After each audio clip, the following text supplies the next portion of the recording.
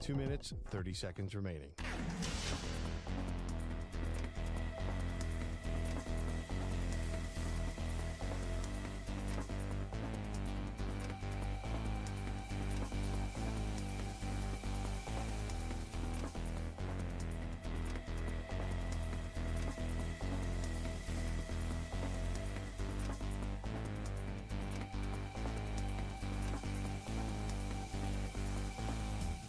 Two minutes remaining.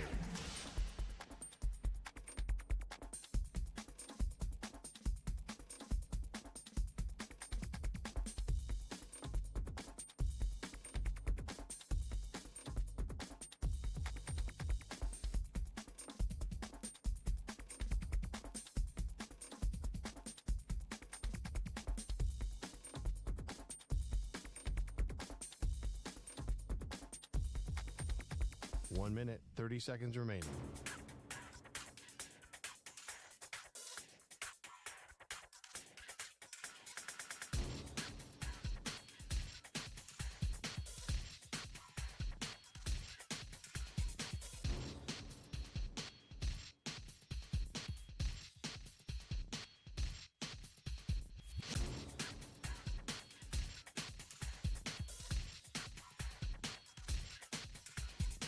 One minute remaining.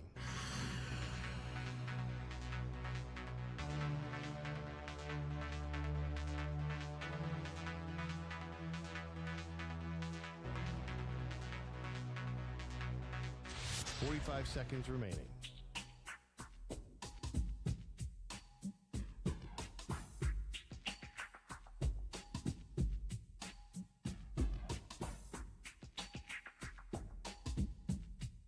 Thirty seconds remaining.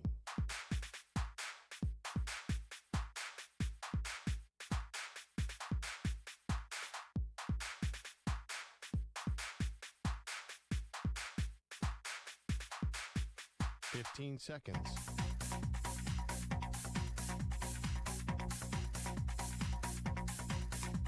Break ends in 5 seconds.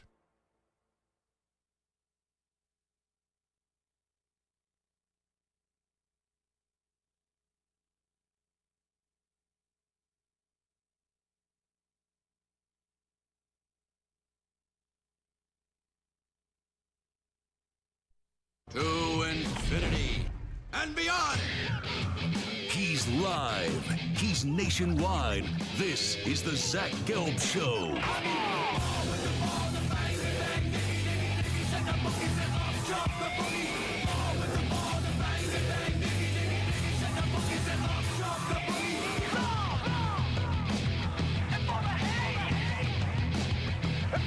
Here's your host, Zach Gelb. Live from the palatial yet not overly ostentatious studios of the Infinity Sports Network here in beautiful New York City, sitting on top of the 10th floor of 345 Hudson Street. Welcome on in to another week and a Monday edition of the Zach Gelb Show across all the great local Infinity Sports Network affiliates, Sirius XM, Channel 375, the free Odyssey app, the iHeartRadio app, and streaming live on YouTube.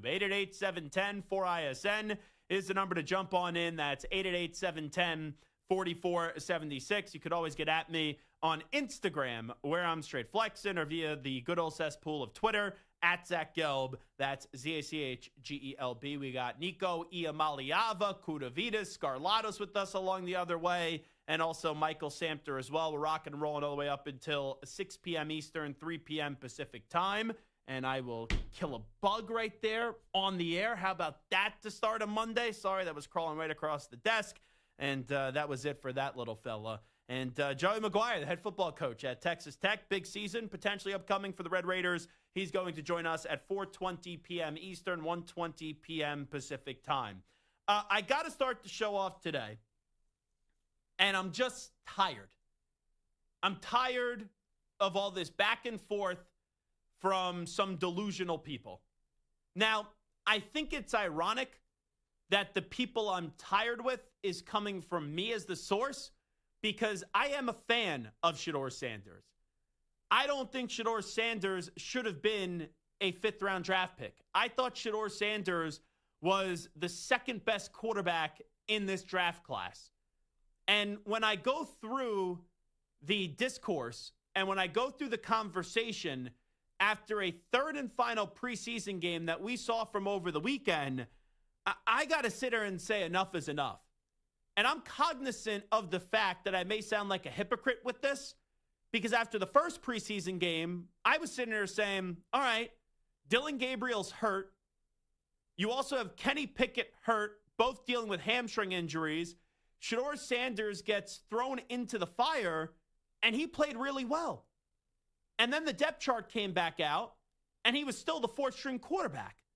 And I remember saying right on these airwaves, if I was in that media room, I would just ask Kevin Stefanski straight up, Kenny Pickett's hurt, Dylan Gabriel's hurt, Shedeur Sanders played well, bare minimum, why isn't Shedeur Sanders QB2 right now?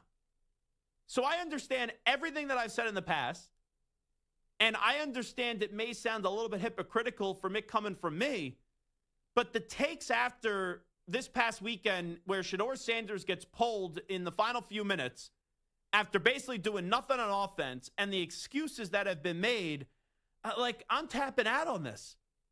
I know they were playing fifth stringers. That's what happens when you are a fourth string quarterback on the depth chart.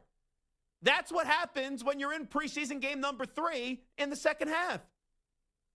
And you look back at the drives, 3 and out, 3 and out, 3 and out, 3 and out, 5 plays punt. So I'll play you Kevin Stefanski in a second. I don't think he said it, but when I saw that with 2 minutes to go, Shedeur Sanders was pulled, and there's 2 different arguments, and they threw in Tyler Snoop Huntley, who ended up getting cut. People will say, oh, why not give the youngster, why not give Shedeur Sanders that opportunity to overcome adversity, fight through it, and maybe leave the Browns on a game-winning drive? It's a fair argument.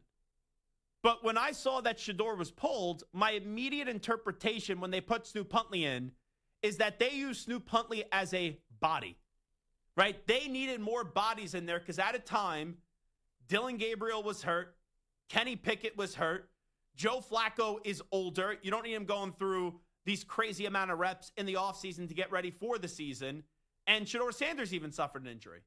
So they went to Snoop Huntley. They brought him in. And Snoop Huntley getting on in there was done for him to just be used as a body.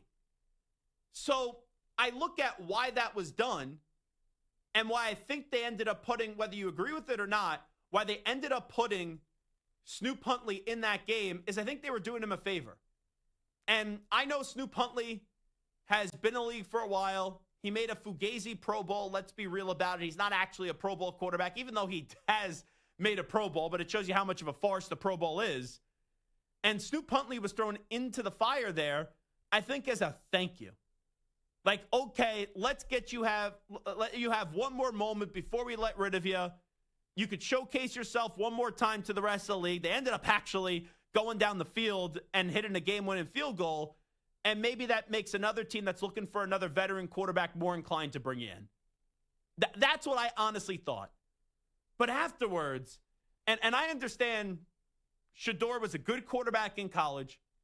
Shedeur, I think, has a higher pro ceiling than what Tim Tebow had in the NFL, but Shedeur wasn't even close to being anywhere that Tim Tebow was as a college quarterback. Tim Tebow, in my opinion, is the greatest college football quarterback of all time.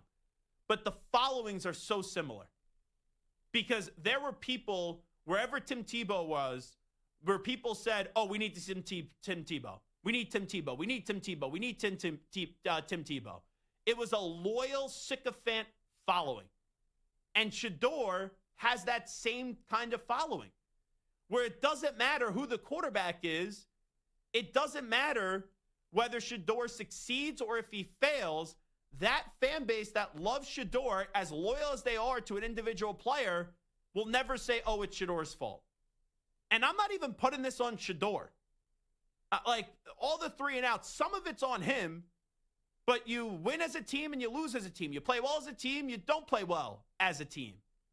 But this idea that in the 3rd game of the preseason, that Shedeur is getting screwed over and that Kevin Stefanski, wants Shedeur Sanders to fail and how Kevin Stefanski doesn't know the difference between his elbow and his ass. This guy's a 2-time Coach of the Year award winner, for crying out loud.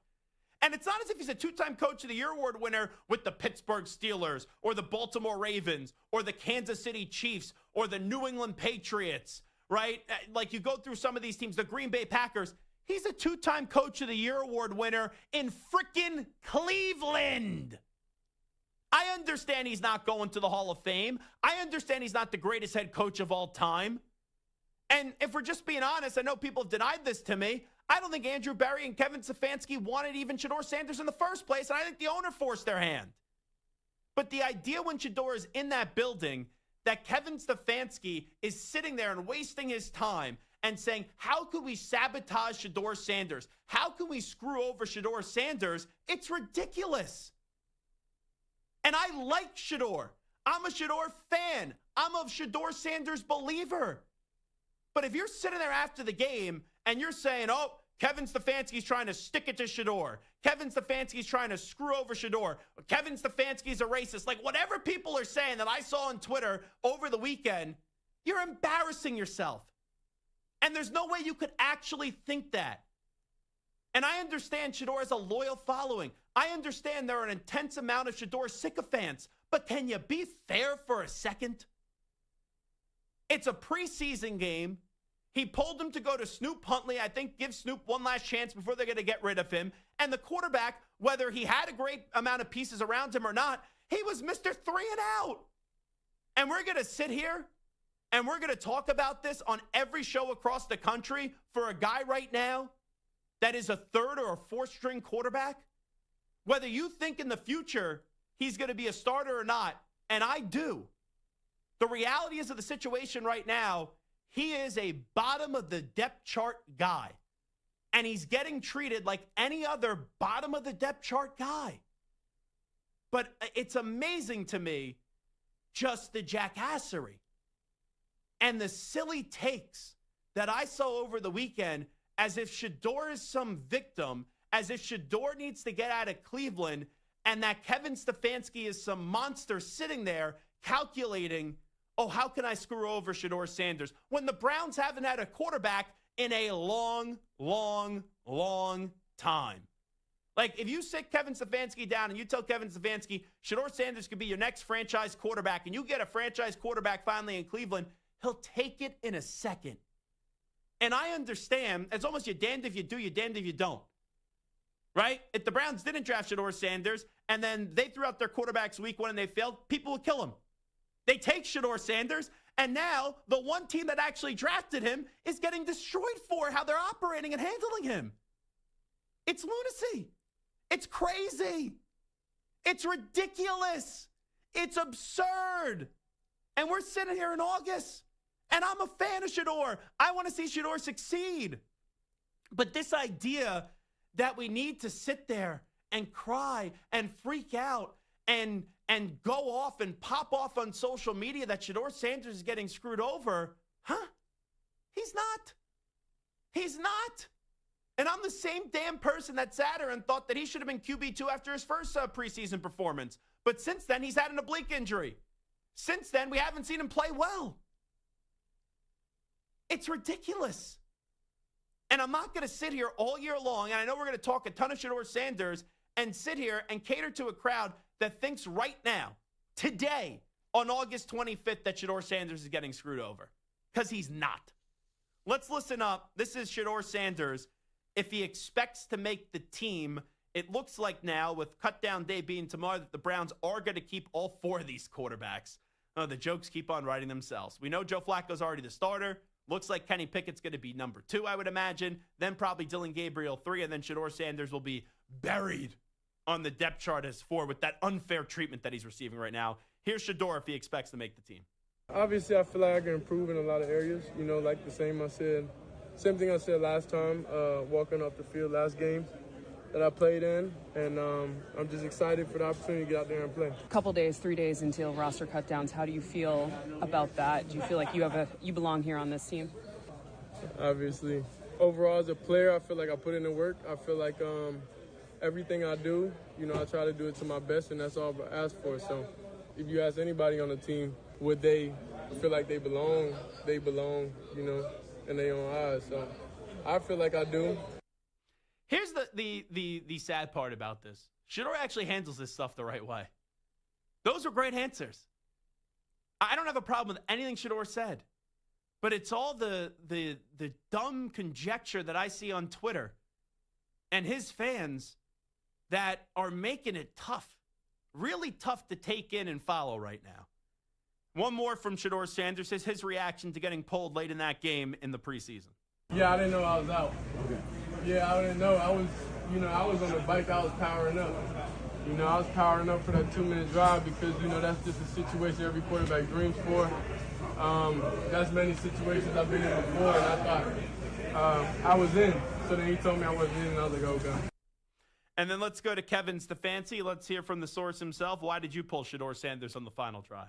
We didn't play great as an offense in the second half. That's never on one person. So we can be we can be better in a bunch of areas. And just felt like we wanted to give Snoop a last drive. Did Shedeur have something wrong with him after the game? No. Yeah, he's good. He walked up to you after taking his walk down to the pylon, and then he walked back up to you on the sidelines before he said something to you. You shook your head. I mean, was he trying to get back in? He's a competitive kid. The plan was to go with Snoop there, but I wouldn't make any more of it than that. We're trying to give Snoop one last chance. That's what I was saying. They're trying to give Snoop one last moment. Thank you for coming in. Thank you for being a body in camp. Let's get you either a send out with the guys in the locker room, or you could showcase your talents one last time, and maybe another team you catch on with them on a practice squad, or be one of their 3 deep on their rosters, but you're not going to be one of the 3 or 4 deep on our roster in Cleveland. Finally, I at least appreciate the media doing this. Some people will say, oh, it's ridiculous Kevin Stefanski even has to answer this question. But your job when you're a media member in that room is to ask what the fans are talking about and what the fans want to hear. That's your role. And there was enough firestorm on Twitter immediately. Shedeur's getting screwed. The Browns are sabotaging Shedeur. Kevin Stefanski hates Shedeur. So Kevin Stefanski was asked straight up on these conspiracy theories that the Browns are setting Shedeur Sanders up to fail. Here's Kevin Stefanski. I'm committed to his development, just like all of our rookies. So we'll continue to focus on getting our guys better. And that's what we'll stay committed to, and that's what's important to me. And I will say, because of who Coach Prime is and who Deion Sanders and who Prime is, there are a lot of athletes that have a love affair and an attachment to Coach Prime. I've said it before. I like Coach Prime. I think Coach Prime is great for college football, and I'm a fan of Deion Sanders. But sometimes when you have that relationship, it makes you put blinders up, and you're not allowed to have any objectivity. And there's a lot of really good athletes that are in the media that do a great job, and there's a lot of really good athletes that are in the media that do a poor job. I know TJ Houshmandzadeh is in the media. He's worked for Fox for a long time. I think he still works for Fox. I don't really have an opinion on TJ Houshmandzadeh as an analyst, but he jumped on with Chad Ochocinco and Shannon Sharp on Nightcap, and this is what TJ Houshmandzadeh had to say about the Browns and how they handled the whole Shedeur Sanders situation in that preseason game. From my assessment, y'all, they don't want a controversy. That's how they don't want a because we know what Flacco can do. Why does Flacco start in the game? We know what he can do. He led y'all to the playoffs the last time y'all let him play. So if you're trying to figure out who you going to play in case Flacco gets hurt, Dylan Gabriel or Shedeur, you let them split the game. Tyler Huntley's getting cut tomorrow. Yeah. You let them battle it out. And so to me, it was like, wow, you put him in with guys that's going to be on the street tomorrow. They all getting cut, Shannon. Everybody Shedeur play with. They get cut tomorrow or Monday. And so you didn't get this man a fighting chance to compete. He went into a gunfight with 2 knives. He going to lose that every time. Here's what I would have said. And obviously Chad Ochocinco and Shannon Sharp didn't do this. Why play Joe Flacco? Well, he didn't play in the first 2 preseason games. So they obviously thought they needed to put him out there. And he got some work in, and he did well. Dylan Gabriel got thrown into the fire. He did well. And this is someone who thinks Shedeur Sanders is better than Dylan Gabriel. But since Shedeur Sanders' moment, Dylan Gabriel has been the better quarterback since that first preseason moment that Shedeur had. Doesn't mean that Dylan Gabriel's going to go on to have the better career, but if you follow the depth chart, okay, Joe Flacco was first up. Then they threw in Dylan Gabriel. Both had success. Then they threw Shedeur Sanders in the second half, and that's what happens when you're a third or fourth string quarterback. You aren't playing with marquee talent. You're not playing with the number ones and the number twos. And whether you want to put that on Shedeur or not, that's where Shedeur sits right now. And Shedeur, while he was out there, was doing some things that he did in college that were negatives, holding on to the ball too long, taking sacks. So it's not as if Shedeur did anything spectacularly well in that game where you're saying, oh, I need to see more of him. And I understand the camp that says, oh, keep him in there for the final 2 minutes and let's see if he can put lipstick on a pig. Right? Because that's part of being a quarterback. When you don't have the best, when you're not playing at your best, can you find a way to get the job done? Even in a preseason game. But I'm telling you, the reason why Snoop Huntley was in that game, whether you like it or not, and I have no problem with it, is it was as a thank you for the final 2 minutes, and hey, we're going to cut you tomorrow. You were used as a body when we needed a body because all of our quarterbacks were basically hurt besides Joe Flacco, including Shedeur, Dylan Gabriel, and Kenny Pickett. So we use you as a body. We're going to give you one send-off. We're going to give you one last moment, and you could showcase your talents elsewhere. And maybe that showcase your talents to get a job somewhere else. I'm telling you, we just spent 19 minutes on that. The reaction on Twitter, and I understand Twitter is a crazy place. That's why I call it the cesspool of Twitter. But how people actually think in that moment that Shedeur was getting screwed over, I can't help you. And I would like to say half the people that think he's getting screwed over are serious, and then half the people are just bitching to bitch. That's what I think it is. And maybe like you take from each of those half, and it just marinated in the fact that Shedeur has a loyal following, and people want to see Shedeur no matter what, and they're just not going to be reasonable. It is the Zach Gelb Show on the Infinity Sports Network. I can't believe I'm asking this question. 888-710-4ISN, 888-710-4476. Do you think the Cleveland Browns and Kevin Stefanski are sabotaging Shedeur Sanders? 888-710-4ISN, 888-710-4476. When we come on back, week 0 was something. But what I didn't have on my bingo card is the quarterback of a losing team between Kansas State and Iowa State, Avery Johnson's family. They got into a fight after the game in the parking lot. It was Avery Johnson's father and Avery Johnson's brother. They didn't fight someone else, right? Someone didn't say something about their son, and then they fought someone else. Those two knuckleheads fought each other. We'll get into that on the other side. It is the Zach Gelb Show right here on the Infinity Sports Network. But first, college football is back. Think you know the game? Put your knowledge to the test with DraftKings Sportsbook and turn your picks into big payouts. Here's something special for first-timers. New DraftKings customers bet $5 and get $300 in bonus bets instantly. Download the DraftKings Sportsbook app and use code GELB. That's code GELB, G-E-L-B, for new customers to get $300 in bonus bets instantly when you bet just $5. In partnership with DraftKings Sportsbook, the crown is yours. Gambling problem? Call 1-800-GAMBLER. In New York, call 877-8-HOPE-NY or text HOPE-NY 467-369. In Connecticut, help is available for problem gambling. Call 888-789-7777 or visit ccpg.org. Please play responsibly. On behalf of Boot Hill Casino and Resort, Kansas, fees may apply in Illinois. 21 plus age and eligibility varies by jurisdiction. Must be present in state where it is lawful to wager. Void in Ontario. Bonus bets are non-cash credits that expire 7 days after issuance. For additional terms and responsible gaming resources, see dkng.co/audio.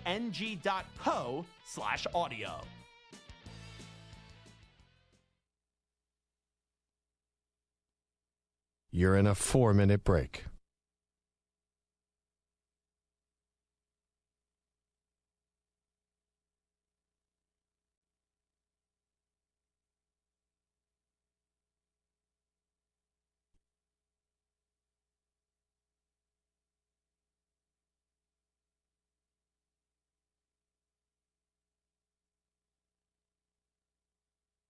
Three minutes, 30 seconds remaining.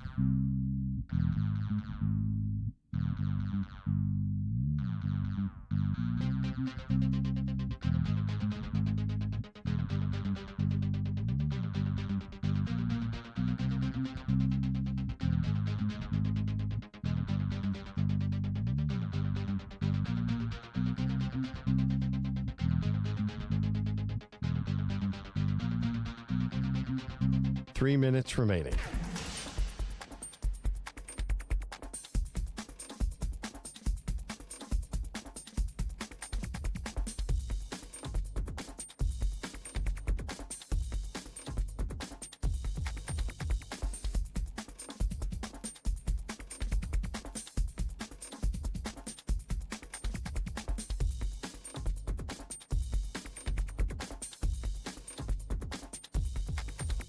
Two minutes, 30 seconds remaining.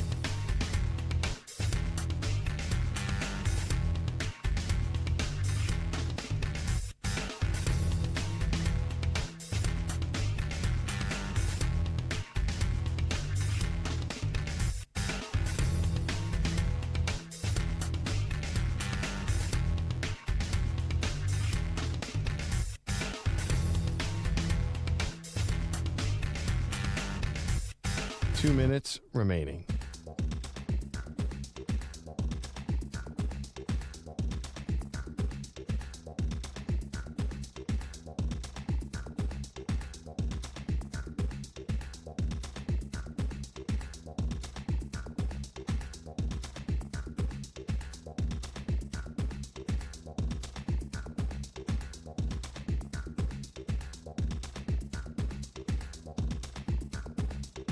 One minute, 30 seconds remaining.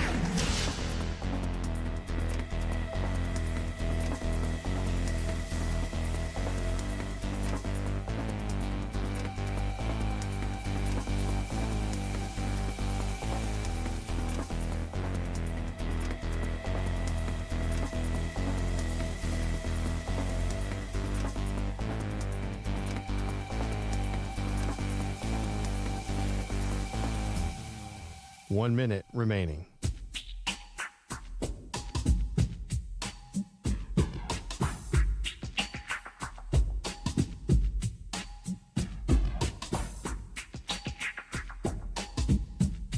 Forty-five seconds remaining.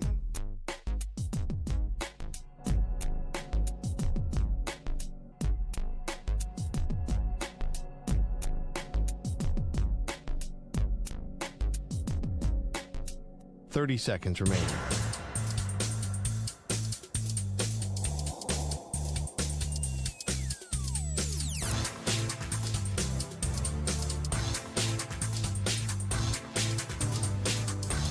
Fifteen seconds.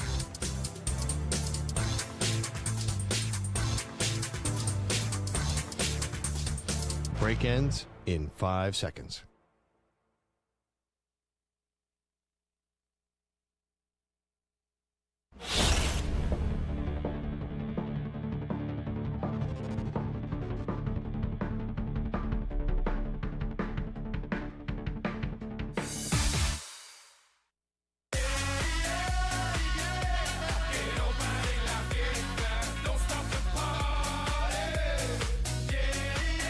This is the Zach Gelb Show.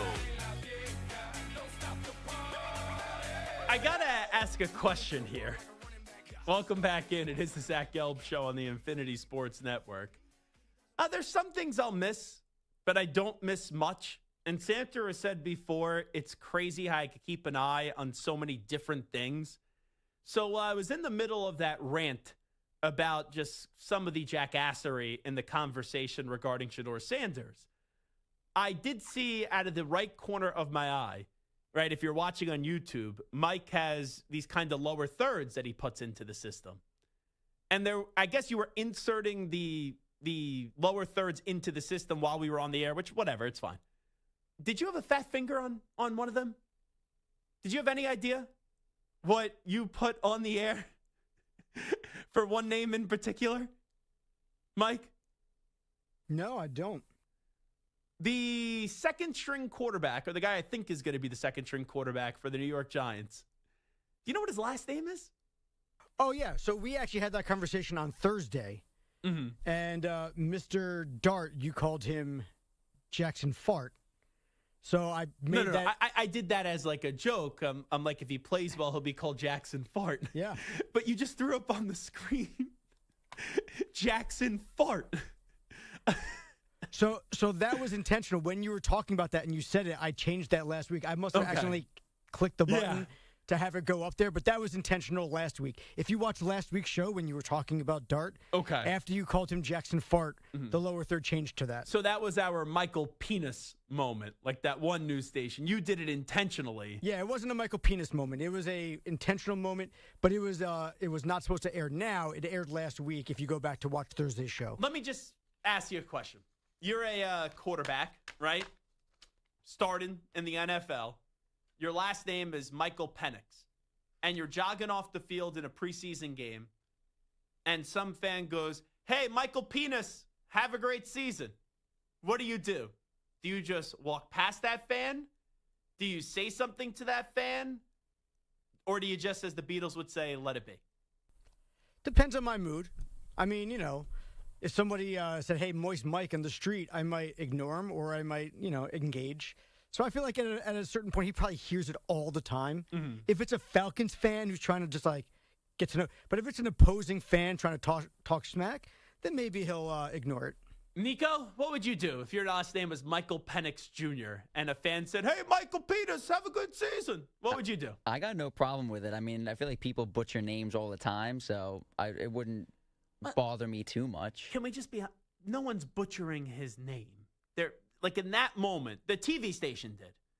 But the fan that is saying that is just trying to get a reaction. And I remember Geno Smith, it was last week, right? There was that fan that had the sign, "Who's the bigger bus, Jamarcus Russell or Geno Smith?" That was a stupid sign.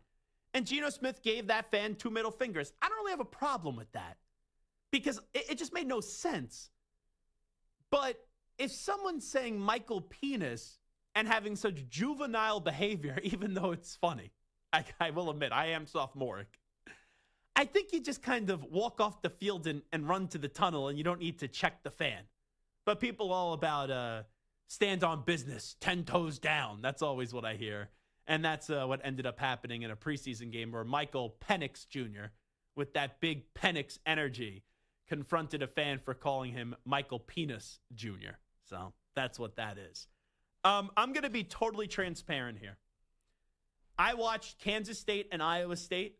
It was a typical week 0 game in Ireland, right? Sloppy to start, ugly football right out of the gate, kind of looked like a preseason game to start off the season.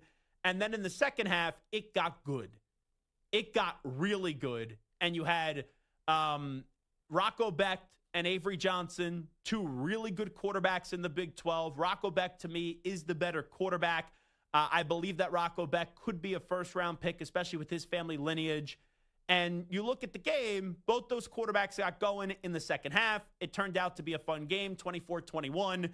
Could have been more than that because Iowa State at the end of the game, Kansas State had no timeouts. Iowa State was at the 1-yard line. They ended up taking a few knees, and that the game's over. But after the game, right, Kansas State loses a heartbreaker. They lose, they start off their season as they have Big 12 championship aspirations, which is still all right in front of them.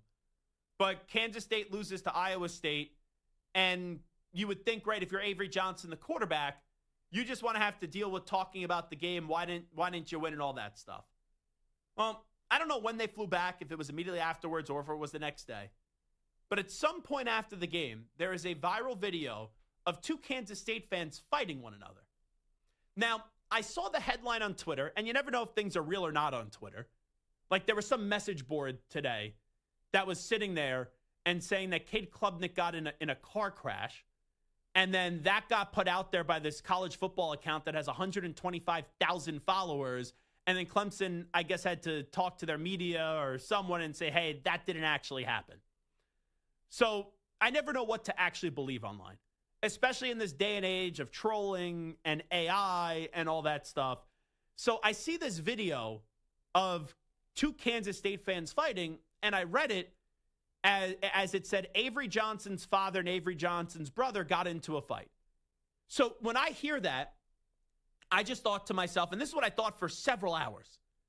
Oh, some fan walked up to Avery Johnson's father or brother and said, hey, your son sucks, or hey, your brother sucks. Hey, we lost another game. And then Avery Johnson's dad and Avery Johnson's brother just elected to open up a can of whoop ass on that fan. That's what I thought. And I later find out in the day that it wasn't Avery Johnson's father and Avery Johnson's brother teaming up like it was a tag team and going after some other guy. They were fighting one another. So think about this for Avery Johnson, big year for him at Kansas State, high expectations, Chris Kleiman, really good coach. Heck, Kansas State was my pick to win the Big 12. And after the game, you lose 24-21, not the way that you wanted to start your season. You're in Ireland, and after the game, you find out that your dopey father and your dopey brother, and they would have been dopes if they were fighting some fan that said something about their son or their brother, but they were fighting one another. What is this, the Jerry Springer show? I couldn't believe this. And then you have a joint statement that was released by Avery Johnson's father and Avery Johnson's brother on the fight. Oh, my God. What amateur hour. But I will say this. If week 0 in college football is a sloppy game turned into a really good game in the Big 12 between Rocco Becht and Avery Johnson, and then after the game off the field in Ireland, where Avery Johnson's father and brother are fighting one another. And remember, week 0 is supposed to be the appetizers. If that's the appetizers for the college football season, we are in for what's going to be an epic year of college football. But my, oh my, I've never seen family member fight family member in the parking lot, and it's not even in the U.S. I don't know their travel arrangements, but what happens? Dad slugs the son. Then what? They sit there and they sing Kumbaya, and they're seated right next to each other, maybe 2 aisle seats on the airplane. Like, oh my God, oh my goodness gracious. Sometimes you think you see it all, right? That's a new one. The quarterback that lost, his father and his brother, didn't just roll up on somebody else. They rolled up on one another. And they were wrestling around in the parking lot like a bunch of doofuses. Oh, my God. Now, the takeaway from this, after you get past all that fun stuff, you look at Iowa State's schedule. South Dakota next week. Then they play Iowa, but that's a Big 10 game, right? Big 10, Big 12. Then they play Arkansas State. They play Arizona. They play Cincinnati. They play Colorado. They play BYU, Arizona State, TCU, Kansas, and Oklahoma State. If Iowa State has more than 2 losses on that schedule this year after beating Kansas State, then they got a problem. Iowa State, I know it's 1 game, but that's arguably their second or third biggest game of the season, and we'll see what Arizona State does. They're projected to win the conference. So this could age to maybe be their second or their best, game of the season. We'll see how things pan out. But Iowa State, right out of the gate, they've taken a big lead, and they've set themselves up very nicely. And this Big 12 is going to be fun to monitor all throughout the year. Arizona State's supposed to be a good team with Sam Levitt and Jordan Tyson. Iowa State has a really good quarterback in Rocco Becht. Kalani Sitake always has a solid squad in BYU. Dave Aranda, a lot of people think Baylor's going to win the Big 12, as they did a few years ago. Texas Tech has one of, if not the most talented team in the conference. Utah, maybe last year for Kyle Whittingham. And Kansas State, will see if they could survive this adversity, and maybe Kansas could have their quarterback healthy.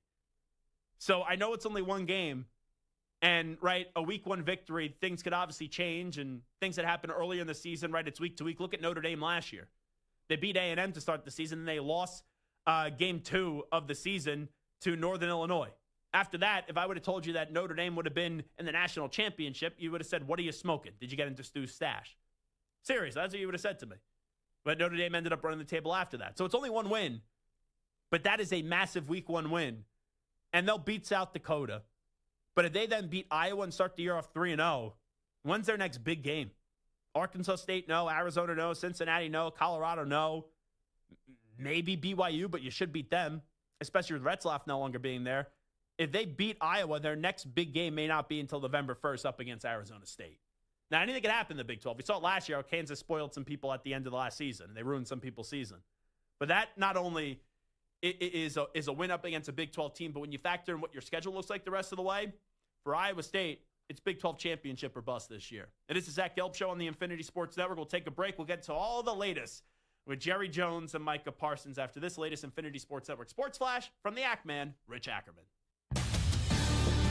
Infinity Sports Network Sports Flash. And it's sponsored by Progressive Commercial Insurance, who protects small businesses with affordable coverage options. Quote today at progressivecommercial.com. From hold in to all in, Terry McLaurin and the Commanders have settled his contract issue. The two-time Pro Bowler gets 3 more years tacked on a total of $96 million. The deal comes less than 2 weeks away from the season opener. Jacoby Myers, unable to come to terms with the Raiders on a new deal, has requested a trade, but the team reportedly has no plans to comply with that request. Myers had over 1,000 receiving yards last year. Cam Akers is looking for a new home again. He was among those cut by the Saints. The 26-year-old spent last season with Minnesota and Houston. After their big weekend series, the Dodgers and Padres continue their battle in the NL West apart tonight. The two teams are tied for the division lead. The Dodgers will host the Reds while the Padres are in Seattle. The Brewers, still the best team in baseball, but they've cooled off lately and will host the Diamondbacks. Milwaukee 3-5 since winning 14 in a row. They still hold a 5-game lead over the Cubs in the National League Central. I'm Rich Ackerman. This is the Infinity Sports Network. Check out our new and improved website at infinitysportsnet.com. That's infinitysportsnet.com.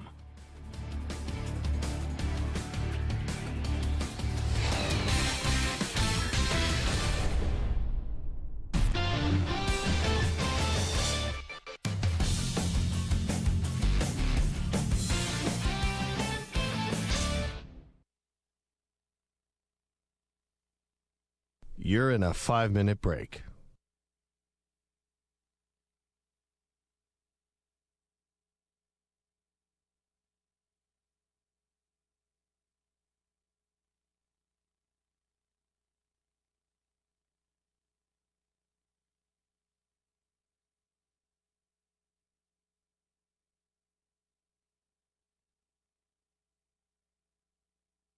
Four minutes, 30 seconds remaining.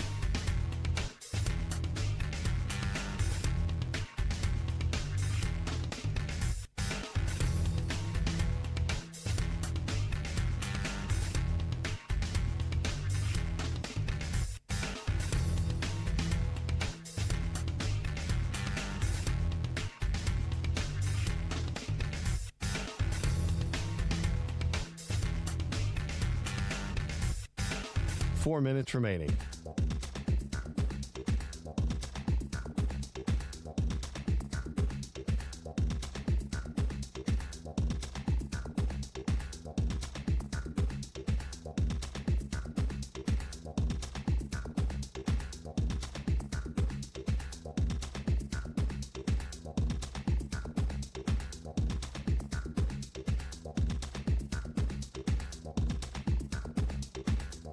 Three minutes, 30 seconds remaining.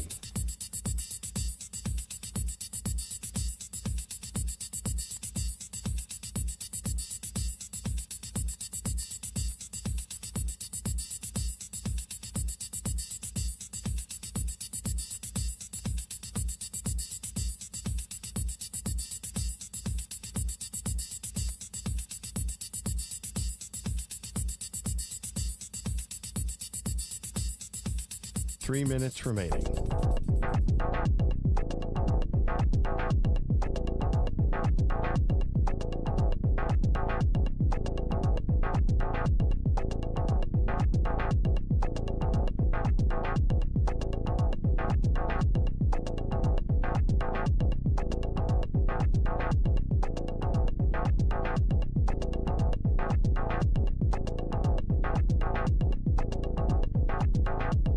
Two minutes, 30 seconds remaining.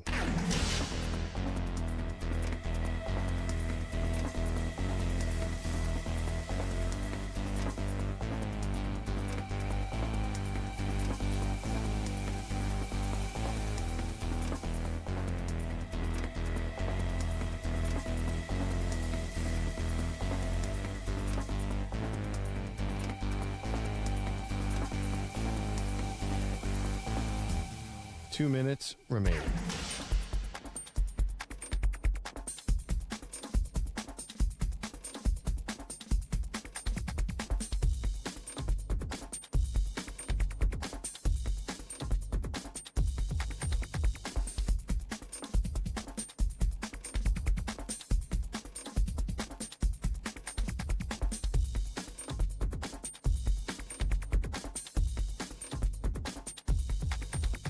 1 minute, 30 seconds remaining.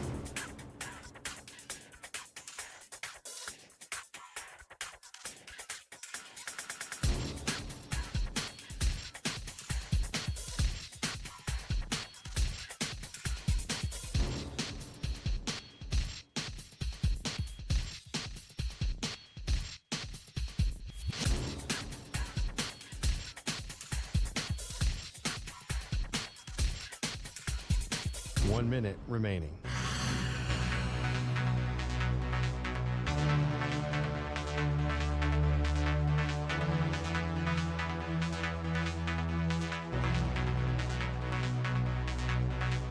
Forty-five seconds remaining.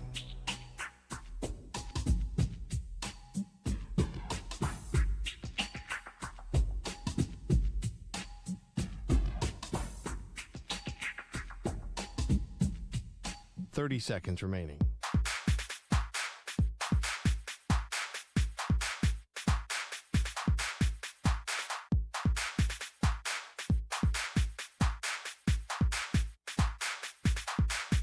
Fifteen seconds.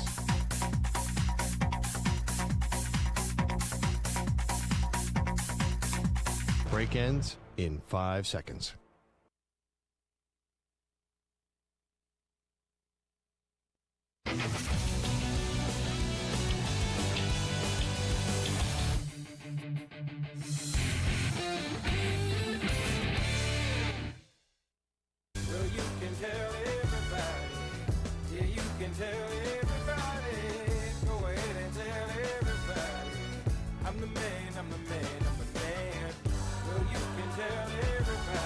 Welcome back to the Zach Gelb Show. It's time to ask the pros. You, the listener, gets to ask us a question brought to you by O'Reilly Auto Parts. Simply tweet your question at INF SportsEd or at Zach Gelb using the hashtag #AskThePros. Be listening later in the show. We might answer your question. Think O'Reilly Auto Parts for all your car care needs. Get guaranteed low prices and excellent customer service from the professional parts people at O'Reilly Auto Parts. O'Reilly Auto Parts. So I'm watching this Cowboys documentary on Jerry Jones and, right, those Cowboys teams from the 90s that were a dynasty. And I know this came out last week. I think there's 8 total episodes. I am 6 episodes in. I don't understand some people. Now, a lot of people go, oh, it's a slobber fest with Jerry Jones. Oh, this thing is not anything special. I think the people that say that are people that lived it, right? That are older people that lived through it. And either you're going to look back at it and you're going to be nostalgic about it, or you're just going to hate it. But for someone that's like me, that's 31 years old, I think this thing is awesome. And I know a lot of the history of those Cowboys team, but it's still surreal how you could have a coach in Jimmy Johnson. It's so stupid and juvenile if you think about it. They win back-to-back Super Bowls. And here you have 2 college friends in Jimmy Johnson and Jerry Jones that were college teammates at Arkansas. Right? Won a national championship together. And those 2 college friends are in a you-know-what swinging contest on who should be getting the credit. And Jerry Jones was so insecure that he wasn't getting enough of the credit that it led to eventually Jimmy Johnson basically getting fired when they mutually agreed to part ways. They just won back-to-back Super Bowls. And you're at the owners' meeting, and Jerry Jones goes, hey, here's a toast, right? Dave Wannstedt was there. Norv Turner was there. Jimmy Johnson was there. And Jimmy Johnson didn't raise his glass. And then Jimmy Johnson, where let's be real, he's being a you-know-what when he does that. But Jerry Jones then goes to a writer, Ed Warder, at the end of the night, and he goes, you don't want to leave this meeting now because I'm going to fire that SOB. After winning back-to-back Super Bowls. It's crazy. Absolutely crazy. And then also Barry Switzer accusing his quarterback of basically being a racist. That, Troy Aikman, he only spoke down to the black players on the team. And then Emmitt Smith and Michael Irvin and, you go through all the players that were on that team, Charles Haley. They go, that's not true. Troy isn't a racist. But then they also talk about how much they love Barry Switzer. It's all crazy when you relive that. But they also go through the contract negotiations with Emmitt Smith. And it kind of plays into today because right now Jerry Jones is going through another big contract negotiation, a big contract dispute with Micah Parsons. And what Jerry Jones and Emmitt Smith did back then was fascinating. And what's going on now between Micah Parsons, who has requested a trade, by the way, and Jerry Jones is even crazier. And Jerry Jones looks at this as an entertainment business. And for years and years and years, he makes more headlines than he does actually winning football games. But you look at the preseason the other night, after Jerry Jones goes after, once again, Micah Parsons' agent, does all these interviews, he's hanging out with Micah Parsons' mother in the luxury suites, and they're taking photos together. So let's hear a little bit. Stephen A. Smith, I watched the entire thing. He did an awesome interview with Jerry Jones. So this is Jerry Jones on who's actually involved in the Micah Parsons contract negotiations. Go ahead. There's right now about 3 entities involved in the Micah Parsons deal that really count, and that's not to dismiss everything about the organization and the Cowboys. What are the 3 entities? Micah, me, sitting out there, and about a mile back is that agent. These are the 2 to get it done. Always has. And these are the 2 that be sitting there working it out when it hits the fan, when it's not between the lines on that contract. That's why I'm going to do it. That agent, arguably the best agent in the NFL, David McGuire. Here is Jerry Jones when Stephen A. Smith asked him, why not just work with Micah's agent? What about a pass? What about he's 25, he's 26. He made a mistake. All right, I'll talk to his agent because he is an elite player for us. He's going to help us win football games. What about that thought process? Stephen A., can you look across the first field and look out at the red border that would be the top yes, pilot? I'm looking at it. I stood there on our last day of mini camps talking with Micah. Have your agent call me. You told him that? Call me. Yes. You told him that. Have your agent call me. Have your agent call me. Have your agent call me. Okay. My point is, in the spirit of not doing the old mother-dad deal, how many times have you seen the little rascal so clever go in there and mama told him, you're not going to get it, and goes in to daddy, who only sees him after 5 in the afternoon, wants to love him, and says, you can have it, son. You can have that before dinner. And he goes back in and says, Mama, Daddy said I could have it. That's the old mom, dad, been around since the beginning of time. I'm not going to go for that shit here. That's what's happening. You're not going for it? I'm not going for it. No. But we've had a very, very strong negotiation. Now, by the way, frankly, it wouldn't have made any difference what the negotiation was. Guess who has to be comfortable for this to work? Micah. And who else? You. Hello. There's not room for a third. There's not room for a third. I just don't get Jerry here, if I'm just being honest. So what Jerry is all annoyed about is that him and Micah had a conversation. And Jerry thought he had a deal, even though nothing was on paper and even though nothing was written out. But they had years and they had money, I gather, agreed upon. And then Micah goes, you need to call my agent. Whether that was in that moment when they left that meeting or the next day or hours later. And Jerry's annoyed now that the agent is getting involved. I think it's pretty common, right? When you're negotiating a contract, you have to deal with the agent. But here is Jerry Jones on Michael Irvin's podcast, and he made it clear that Micah's agent is not interested in negotiating. Go ahead. When we wanted to send the details to the agent told us to stick it up our ass. Wait, now, see, I was just so you're clear. Wait. What do you mean? So wait. No, what do you mean? Because people going to ask. Mike and I talked. Mike and I talked, and then we were going to send it over to the agent. We had our agreements on term, amount, guarantees, everything. We were going to send it over to the agent, and the agent said, "Don't bother, because we've got all that to negotiate." Well, I'd already negotiated. I'd already moved off my mark on several areas. And so the issue, very frankly, is we've had the negotiation in my mind. And the agent's trying to get his nose in it. right now and try to come in there and improve off the mark that we'd already set. Well, we've got this thing resolved in my mind for the Dallas Cowboys.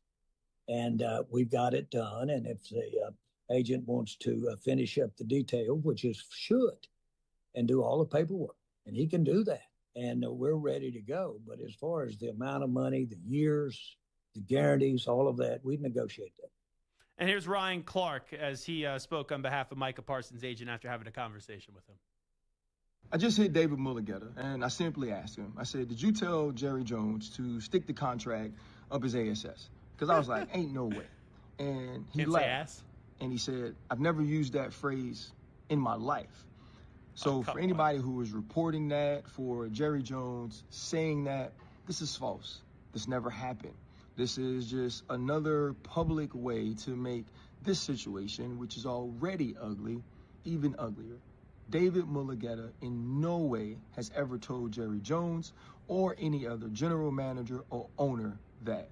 It's all bullcrap. It's all lies. Here's the biggest difference. While you watch the Cowboys documentary from the 90s that's airing now on Netflix and you see what's going on with the Cowboys today, there's a difference. In the 90s, Jerry Jones was still all about headlines and drama. They were winning. Now, he's still all about headlines and drama. But why Jerry got away with everything for all those years is because of what he did from a business model for the league and also the fact that he was winning. Now he hasn't won a Super Bowl or even got to a Super Bowl, even got to an NFC Championship game since the 1995 season. That's why people are tired of this stuff. This is all theatrics. They'll eventually get a deal done. But right now it's getting personal and it's ugly. And that's Jerry's fault, disrespecting Micah Parsons' agent.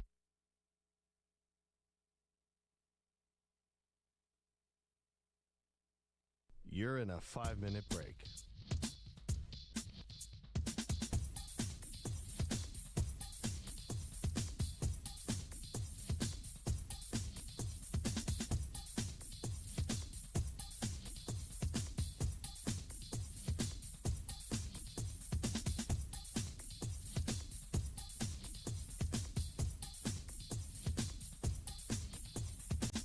Four minutes, 30 seconds remaining.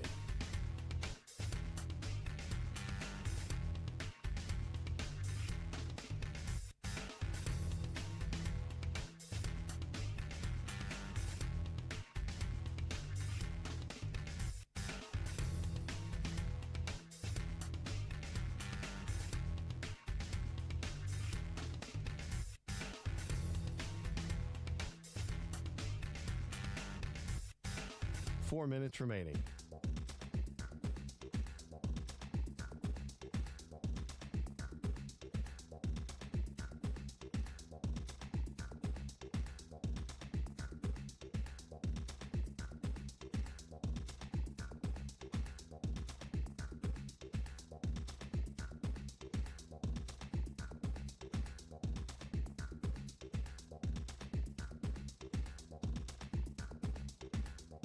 Three minutes, 30 seconds remaining.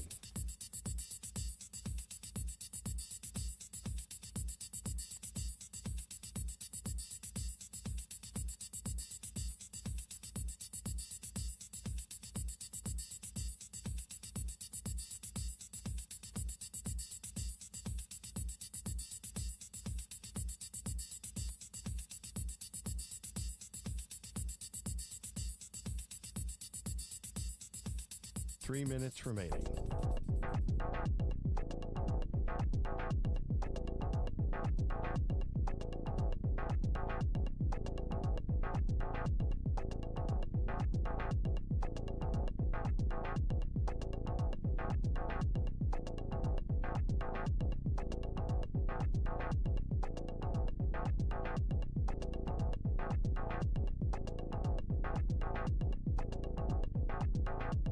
Two minutes, 30 seconds remaining.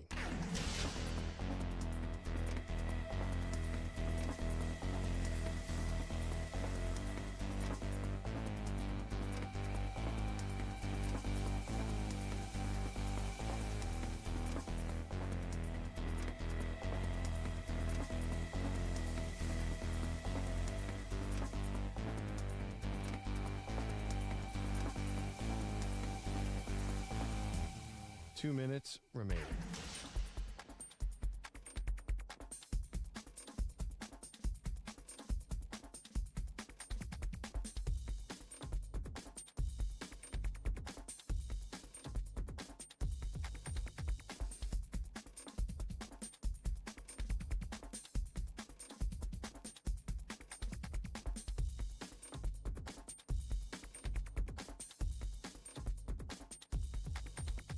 One minute, 30 seconds remaining.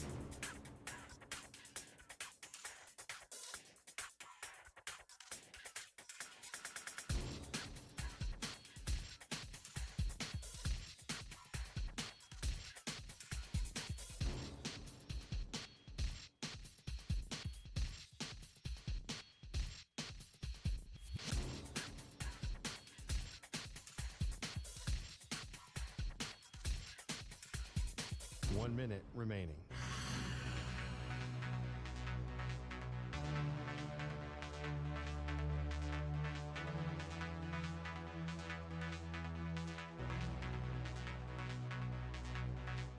Forty-five seconds remaining.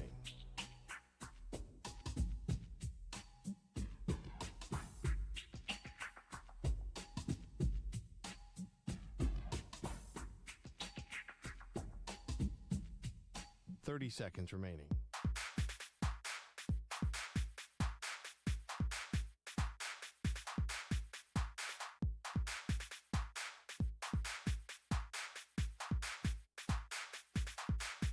Fifteen seconds.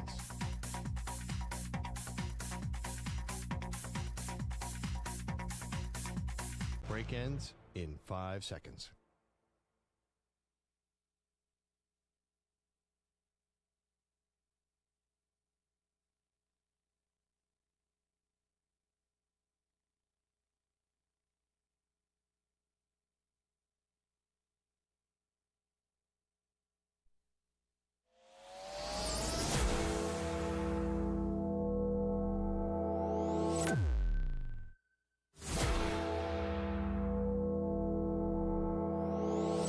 Infinity and beyond. He's live. He's nationwide. This is the Zach Gelb Show. Hour number 2 of our radio program. Week 0 in the books. We do have week 1 starting this weekend. And what a slate of games that we have on Saturday. Arch Manning up against Julian Sayin, Texas, Ohio State. Then at 3:30, you have Alabama with Kalen DeBoer, Ty Simpson, Ryan Williams going up against Florida State with Thomas Castellanos, who can't stop running his mouth up about the Alabama Crimson Tide. And then at night, it's the Battle of Death Valley with Clemson and LSU as Brian Kelly tries to make the college football playoff for the first time with his Tiger family. And then it gets pretty damn good on Sunday night, as you do have Notre Dame and Notre Dame going up against Miami. So you get to see a little bit of C.J. Carr. You got Jeremiah Love. You got Marcus Freeman. The Irish were in the national championship game a year ago. And now you get this Miami team, which is a big year for Mario Cristobal. And we'll see if there could be a little redemption with one Carson Beck. And then, since it is the opening weekend, and it is week 1, you do have UNC with Mr. Bill Belichick making his debut on a college sideline going up against TCU, and that is on Monday night. So Labor Day at night, you do have Bill Belichick with UNC going up against Sonny Dykes and TCU. I did make this announcement on Friday, and I did so on social media, so now I'll make it here on this show.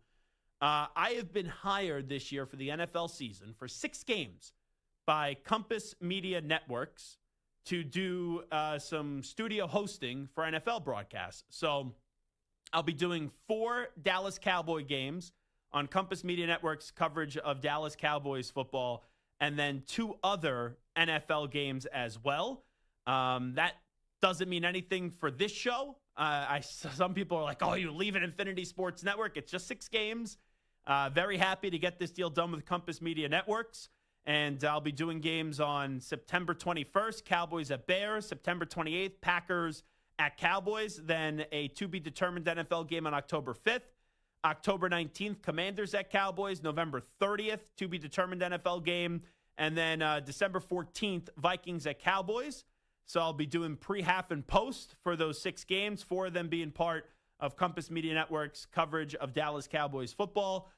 So big thanks to Bobby Blum and Tyler over at Compass for getting me into the mix. You will still have me here Monday through Friday from 3 to 6 p.m. Eastern, noon to 3 p.m. Pacific on the Zach Gelb Show on the Infinity Sports Network. And then in addition, starting on September 7th, it's going to be another year of Sunday morning football. And it's fitting that Nico is here because Nico is going to be my producer this season for Sunday morning football. And that will get going on September 7th. So I'll be doing an additional day, and I'll be here each and every Sunday in the regular season. I think we end the show in the regular season. We don't do the postseason. And that's because the way we structure that show is the first hour at 10 a.m. to 11 a.m. Eastern time is all things college football from the night before and a crazy college football Saturday that we recap on Sunday. And then once the clock does strike 11 a.m. here on the East Coast, we do wrap around the league and we get you set for the NFL games. So that will be starting on September 7th. So there's many ways to consume me in football season, even not in football season, but in football season, you get me here 5 days a week, Monday through Friday, 3 to 6 p.m. Eastern time, Sirius XM 375, the Infinity Sports Network, Odyssey app, iHeartRadio app. You will then also get me 6 days a week in football season for Sunday morning football right here, same spot, Infinity Sports Network, the Odyssey app, the iHeartRadio app, Sirius XM 375. And then my new opportunity is with Compass Media Network, 6 games, doing 4 Cowboys games, studio hosting, and then 2 other studio hosting for other NFL games, pre, half, and post. So very fired up, very excited for that. And also like to thank my bosses here, whether it's Ryan Hurley, David Mayernick, Chris Olivero, and also Bruce Gilbert for letting me do these games with Compass as well. As it's pretty cool to be a part in some capacity, even if it's only for 6 games, to be a part of an NFL broadcast. Some pretty cool stuff. So that is that on that front. Since I announced it on Friday on social media, I saw Barrett Sports Media do a nice little write-up on it.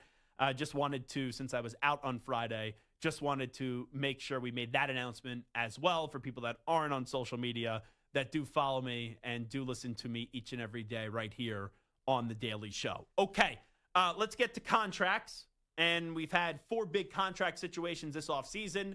James Cook rectified, Micah Parsons pending, Trey Hendrickson pending, and we do have a final agreement, and we have finality here with Terry McLaurin and the Washington Commanders. So about a month and a half ago, I said if I'm the Commanders, I would offer Terry McLaurin, this is how exactly I said it, a 3-year deal worth $100 million. It ended up being a 3-year deal worth $96 million. So you look at that, that gives him about $32 million a year, and it puts him in par when you look at just AAV and you don't look at the total value of the contract. That makes him, Jamar Chase makes 40.2, Justin Jefferson makes 35, CeeDee Lamb makes 34, DK Metcalf makes 32.9, Garrett Wilson makes 32.5. So I think that makes him the 6th highest paid wide receiver AAV in the NFL. Let me just make sure that I did my math right here. 96 divided by 3. Yep, that's 32. So that ties him with A.J. Brown. So the only wide receivers that make more per year than Terry McLaurin are Garrett Wilson, are DK Metcalf, CeeDee Lamb, Justin Jefferson, and Jamar Chase. So it ties him for 6th most highest paid wide receiver in the NFL. It's good that the Commanders got this deal done. You did not want this being held over your head into the season. We did not know if Terry McLaurin was going to play and if he was going to be there for week 1 if they didn't get this deal done. But my question just with this is, and it's a little bit bizarre, and it makes me think that even though it's presented to us as $96 million over 3 years, and people say, okay, that's a pretty fair number. That's a good number for Terry McLaurin. And Terry McLaurin isn't a spring chicken, too. That's why when Garrett Wilson got his deal done, I said, oh, don't expect him to get Garrett Wilson money. And don't expect him to get a 4-year contract because he's 29 and he turns 30 coming up in September on September 15th. I don't know about you, Samter, but the fact that we haven't seen the guaranteed money yet on this contract, that to me tells me, and maybe it will just come out later, but usually these deals come out and it's like, all right, you get the total value, the years, and what the value is, and then immediately after that, if not even in the same tweet, whether it's Pelissero, Schefter, Glazer, Rappaport, Schultz, whoever has it, usually they tell you the exact guaranteed money within the day, if not within several minutes or right when the contract is announced. We haven't got that yet. So I am curious how much this deal is dressed up, where it is $96 million over 3 years, but how much is actually guaranteed is my big question. Because then if it's not a lot guaranteed, then that provides flexibility and an easier path for the Commanders to get out of this. If Terry McLaurin starts to show his age, which he hasn't yet, just had a career high in receiving touchdowns last year, has done pretty much everything the right way in what's usually been a toxic organization. Now they're moving back into a great level of respectability, and there's more optimism with the Commanders, or, you know, whatever you want to call that football team, than we've seen in a long time. A lot of that, and half the battle is getting Dan Snyder out, Josh Harris in, Adam Peters has done a solid job, Dan Quinn is a respected coach, but most importantly, it's the fact that you got a franchise quarterback and you have a guy that we think is a star in Jaden Daniels, and Terry McLaurin has had to put up with a lot of crap for many years, but still, you're a wide receiver who turns 30 in 2 weeks. That's usually an age where you could still play well into your 30s and play well, but that's sometimes right when you turn 30 in the NFL where we really start to see declines, and they could happen very rapidly. So I'm just curious. I have not seen the number since then, but I'm just curious what that guaranteed number is actually, because then that tells us, and it's, hey, you know, it's not a bad spot to be in. I think everyone listening would sign a $96 million contract over 3 years tomorrow, even if you didn't know all the parameters, even if you had to take a risk and it wasn't even guaranteed to the way that it should be. But you kind of look at Sam Darnold, and people say, oh, why did you bring up Sam Darnold? Well, Sam Darnold signed over the summer a 3-year, $100.5 million contract with the Seahawks, and then it came out that it's only $55 million guaranteed. Now, in perspective to the position, paying let's say Sam Darnold's a disaster this year. And I mean a disaster. Well, if you just have to basically say, okay, after 1 year, wipe him off the books, and it's just going to cost us at most $55 million guaranteed, some quarterbacks do get paid that per year. So there's a way where, even though it would be a failure if the Seahawks are getting rid of Sam Darnold after 1 year, where you could survive from that. So I just wonder with Terry McLaurin, who should get paid, right? I said $100 million over 3. It ended up being 96 over 3. But I'm just fascinated by the fact that the guaranteed number has not come out yet. And that's why I would anticipate the guaranteed number is probably going to be lower than what a traditional $96 million deal over 3 years is going to be. Because if you're the team, it's really no benefit on a day that's supposed to be positive for Terry McLaurin to release, hey, yeah, we got this deal, but it's only, I'm just going to throw a number here, $33 million guaranteed, right? Well, only 1 year, $32 million, only 1 year is guaranteed. It does not behoove the organization to release that. But the fact that we haven't had the guaranteed number yet, that tells me it's going to be lower than what you would anticipate. Because if you're the agent and that number was sky high, wouldn't you want that number out there to just further continue the celebration for Terry McLaurin? So we have not got those details yet, right, Sam? I don't think you've seen them anywhere else. I haven't missed anything in the last few hours since this deal has been reported. No, the only thing I see is that there's the $30 million signing bonus. Yeah. But outside of that, nothing. Even Spotrac, which is always right on top of it, they had the new deal up within minutes of the announcement. I don't see any guaranteed money there either. It makes me wonder, but at the end of the day, he's going to be 33 at the end of the deal. So maybe they're still ironing out all those details before it's officially done. And also the bottom line is, if you're a fan of the Commanders, you got Terry McLaurin now. You got Terry McLaurin for this upcoming season, and you got him happy. So now you have Terry McLaurin, you got Deebo Samuel. I know they just got rid of Brian Robinson Jr., but you got Jaden Daniels. You traded for Laramie Tunsil. And a big question becomes, you know, what are the Commanders going to be this year? And I'll just ask this question, because the odds of the Commanders improving off what they did last year, it's not good. And I know people would say, oh, that's harsh. They have such a bright future. They have this superstar young quarterback that you love, Zach. Yeah, I agree. But the Washington Commanders last year made the NFC title game. If you ask me right now, Zach, do you think the Washington Commanders are going to be back in the NFC title game? I would say no. So just getting to the NFC title game would be the same level. Improving would be, bare minimum, playing in a Super Bowl. And then the ultimate would be winning a Super Bowl. So I look at the Commanders this season, and if you don't factor in last year, which is tough to do, it's tough to separate. And last year, right, they were arguably the best story in the NFL. But if you say to Zach, bare minimum, what do the Commanders need to do this year? I think it's win a playoff game. If you want me to walk away and rave about the Commanders, I'm going to say it's win a playoff game, even though that would be viewed as a regression. Because if you make the playoffs back-to-back years, and last year you were able to win wild card weekend, divisional round weekend before you met the Eagles, and you lost in the NFC title game. But if you're able to get back into the postseason and just win a game, it shows some sustained success, it shows some consistency, and it shows last year wasn't just a one-off.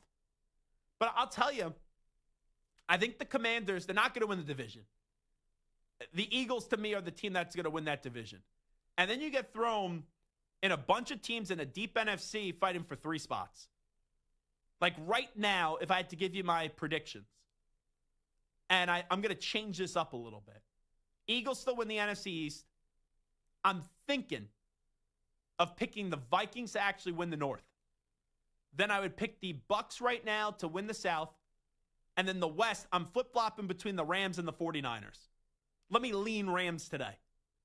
So let's just say that's right, where it's Rams, Bucks, Vikings, and then the Eagles win the NFC East. That leaves fighting for those final 3 spots. The Cowboys, the Commanders. I'm talking about teams that could have a realistic chance of making the playoffs. Then the Lions, the Packers, the Bears. I'll throw the Falcons in the mix, the 49ers. You know, I don't know what you could expect out of the Cardinals or the Seahawks, but if I tell you the 7 playoff teams this year, in no order, are the Eagles, are the Lions, the Packers, the Vikings, the Bucks, the Rams, and the 49ers, would that be inconceivable? It wouldn't. So I think the Commanders this year, if they want me to say, okay, that's a successful season, bare bones, make the playoffs, win a playoff game. Like, look at the Texans. The Texans, quote-unquote, regressed last year, our individual belief in C.J. Stroud. Most people's individual belief in C.J. Stroud. The Texans went from the outhouse to the penthouse. In year 1, they got to the second round. Even with the regression from the way that people viewed Stroud, they still made the playoffs again and won a playoff game and then bat out in the second round. They didn't get better. People view them in a worser spot, but technically they were still the same. The bar at the Commanders is even higher because they went around further. And if you could just win a playoff game this year, I'd be pretty happy about that if I was a Commanders fan. So Terry McLaurin done, James Cook done, and we wait on Trey Hendrickson and Micah Parsons. At this rate, I don't think Micah's going to get done by the beginning of the season. If it is, it's going to be on opening night. And then when it comes to Trey Hendrickson, there was a report from Jordan Schultz. And Jordan Schultz says that the Bengals have restarted talks with all-pro defensive end Trey Hendrickson on a new deal for 2025. My understanding is the two sides have been exploring a more unique avenue to get something done, giving Hendrickson more money this season while still letting his contract, I believe this says play on out. Let me just click the whole thing here, and I'll get you the whole thing. My understanding is two sides have been exploring a more unique avenue to get something done, giving Hendrickson more money this season while still letting his contract expire after the year has been discussed. More work to do, but there's cautious optimism, a source said. I think this eventually gets done. What it looks like and when it gets done, I have no clue, but I think it does eventually get done. And the Bengals, they've just been stuck on not wanting to give him more guaranteed money after this year, so maybe they just bump up the salary for this season. All right, we'll take a break. When we come on back, a team that you look at predictions for Texas Tech. I read one article, it's called the most underrated team in the country. In the same article, by a different analyst, they had multiple analysts in there, called the most overrated team. So I have no clue what to expect out of Texas Tech, but they've had a big offseason. Joey McGuire is a really good coach. He's going to join us next as we'll preview the Red Raider season. You're in a 5-minute break.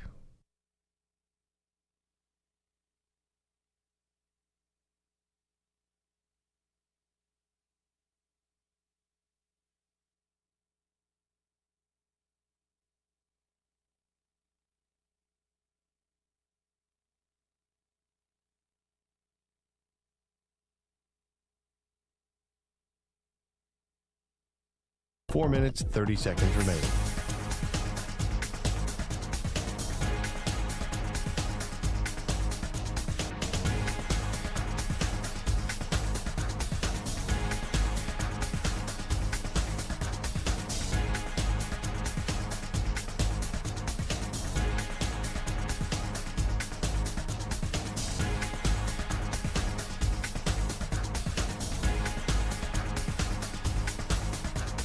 Four minutes remaining.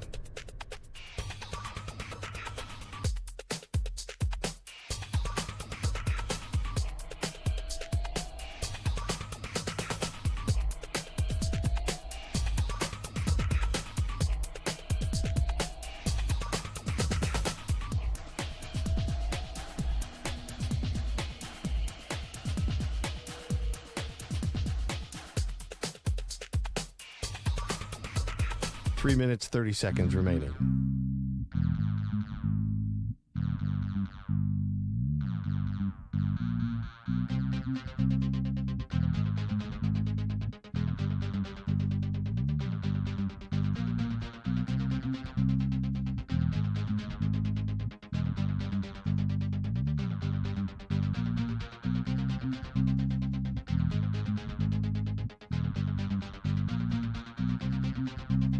Three minutes remaining.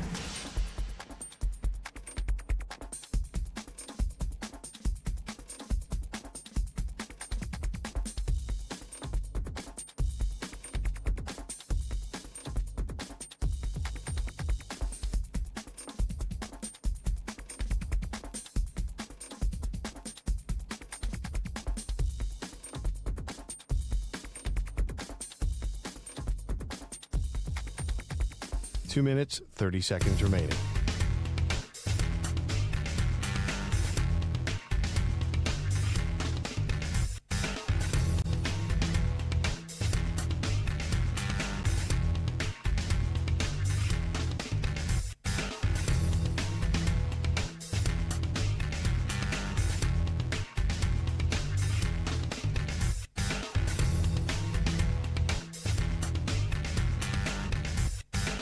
Two minutes remaining.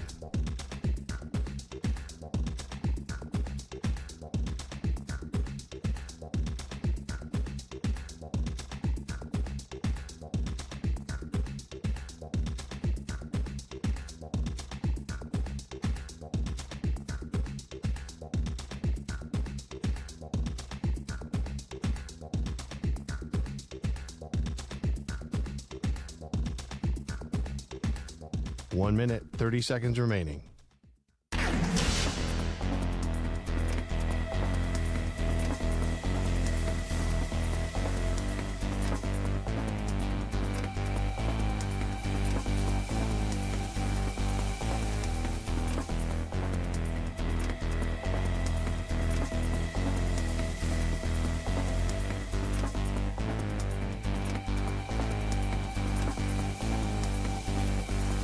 One minute remaining.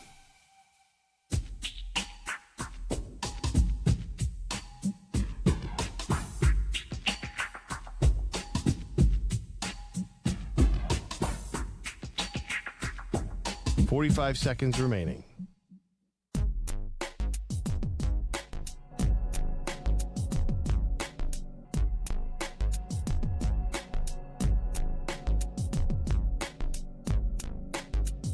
.30 seconds remaining.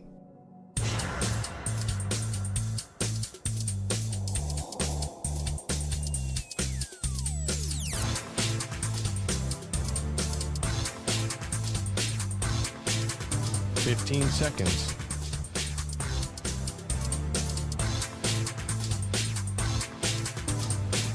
Break ends in 5 seconds.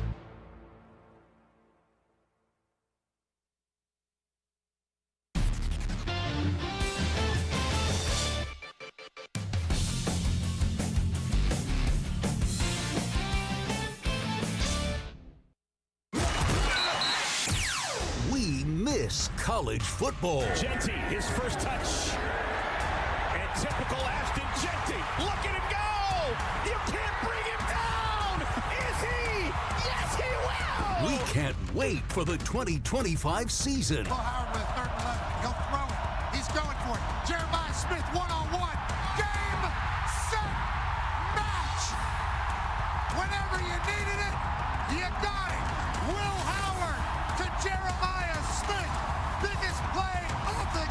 And we're counting down the days to kickoff. Are we there yet? No. Are we there yet? I said no. Are we there yet? What's wrong with your ear? Here is your college football fix, only on the Zach Gelb Show. Welcome back in. It is the Zach Gelb Show, coast to coast on the Infinity Sports Network. It's going to be the 4th season for Joey McGuire running the program at Texas Tech. The Red Raiders kick off their season 5 days from now up against Arkansas Pine Bluff, and the head coach of the Red Raiders, and Joey McGuire, is kind enough to join us right now to preview his team's season. Coach, great to have you back on the show. Thanks so much for the time, and how you been? Appreciate you having me, man. Well, I'm like your soundbite said, man. Are we there yet? Are we there yet? Are we there yet? I'm just ready to get to Saturday and play a football game. Yeah, I can't blame you. And I just want to fast forward to Saturday. We got a little taste over the weekend in week 0, which was always good to see college football back. But there's been so much hype around your program this offseason, right? You have some old faces that come on back, a lot of new faces here. When you see this team start to form and develop and come together in the spring and in the summer, what did you really learn about your team? That I had some really strong leaders that were coming back, like a Baron Morton and Jacob Rodriguez, Bryce Ramirez, and they really opened these, welcomed these new guys with open arms. And I think this is my 31st year, and I've never been so excited to play football because of the building, because of the locker room, because of, just the way these guys really have meshed together. It's really cool to see, because it's kind of surprising, whenever you have this many new faces, how fast do they get to know each other and care about each other. Now, I know you're a relationship coach, right? And you really value those relationships. But now we live in this world of NIL and the transfer portal and, right, all these Power 4 conferences, they got money to spend. We saw the money that you guys spent this offseason. But when you look at the vision for Texas Tech, that's something that you still have to trust your principals, even if players are getting paid. What's the vision that you have now as you get set to enter year 4 with this program? Yeah, I think, year 4, the guys that have been here through the, really 1 through 3, they understand what we're about, the culture we're trying to build. We want to be a physical football team. The new guys that have come in have bought into that. And the biggest thing, people have said it, we pushed all our chips in the middle of the table. And we know how critical this year is, not just for this year, but for the future of Texas Tech football. We've had a lot of people that have got behind us, and a lot of donors have helped us upgrade our roster. And so we want to make sure that we're taking care of what they've done and produce on the football field. Yeah, and hey, we all know Rome isn't built in one day. And you guys have been that 7-8 win program the last few years, and you've been lauded for it. Why do you feel like, with the moves that you've made this offseason and a 4th year now with you leading the charge here, that this team is ready to take that next step and maybe get to double digits, maybe get to a college football playoff? Yeah, I think the biggest thing is we haven't varied. We came in here from the beginning. This is what we're going to do. This is our brand. Our guys understand it. But to be honest with you, you're talking about a major upgrade in talent from every spot on the field, whether it's an O-line, adding an outside receiver and Reggie Virgil, having Caleb Douglas come back at the other outside receiver. That allowed us to move in Corey Aiken. We were able to get our quarterback back, and he's fully healthy. He hasn't been the last 2 years, and he's fully healthy now. And then on the defense side of the ball, that's what I think is the biggest thing for our team. I mean, our 2s and 3s in the defensive line, they started for us last year. And if they didn't start, they were starting at another Power 4 conference. And, there are 2s and 3s in our rotation. It was big to get Jacob Rodriguez back because he's such a leader on the defensive side of the ball. And so I think the biggest thing people are going to see, we're a lot bigger, we're a lot faster, and these guys have bought in what we're trying to do. And the Big 12 is a really good conference. And I look at it this year, I think there's like 7 or 8 schools that could win it. And out of all the Power 4 conferences, when I had to pick a Big 12 champion, it was the one that took me the most. But I was reading an article over the weekend from CBS Sports, and they had a lot of pundits answer a bunch of questions. And in the same article, Coach, when they talked about your football team, one analyst said most underrated team in the country. Another analyst said most overrated team in the country. So I think a lot of people, they just truly don't know what to expect because there's been so much buzz this offseason with your program. But now you know, all right, that's all talk. Talk is cheap. You guys got to put it together on the field starting week 1. Yeah, that's the biggest part. Like I had our press conference. We have our Monday press conference today, and that was the one thing that I said is like, hey, look, I'm tired of talking about, what we've done in the portal and, what is going to happen and how the pressure and all this stuff. I'm just ready to go play. And I know our players are too. We understand we're going to use everything that's going to be said about us, and I'm going to use that ESPN did not have my quarterback who had better numbers than a majority of those quarterbacks that they posted on the graphic before the K-State Iowa State game. We're going to use that. We're going to use that the analyst said we're the most overrated team. I'm really worried about that analyst that, I don't know how much football that person's watched. I could say we're somewhere in the middle, but saying that the number of projected NFL players off this roster is comparable to Alabama, I'm concerned about that analyst that said we're the most overrated team. We're going to use that stuff. We are not going to shy away from it. We understand that Texas Tech is not supposed to be doing what Texas Tech's doing. It's the so-called blue bloods that can pay this much money for a roster and have paid more than our roster that we have. And it's okay, man. We're gonna embrace it. The biggest thing though is we got to go out and do it on the field. Like I could talk about it, our players could talk about it till we're blue in the face. We got to go play at a really high level. Every coach is different, and I talk to a ton of coaches as Joey McGuire is here with us. When I ask a question like what I just asked, some coaches will be like, I don't read that bull junk. Yeah, I'm not saying you read everything, but you're using that as motivation. Why do you use the critics as motivation for your program while some other coaches just pretend like they don't hear or read any of that stuff? Well, I want to make sure my players hear it, that I believe in them. So that's number one. I mean, they're going to hear it at some point, but I was lucky enough to be on a show with Urban Meyer, who's one of the greatest college coaches of all time. And I asked him, I said, what is it? What did you do whenever you knew you had a really good team? And he said, I pissed him off every chance I got. I used every part. He said, there was times I made stuff up. He said, I wanted an angry team on Saturday. And so I'm going to take that advice, and we're going to use anything we can use that people are saying against us to make sure we have an edge when we go out on Saturday and we play with. Joey McGuire here with us, the head football coach at Texas Tech.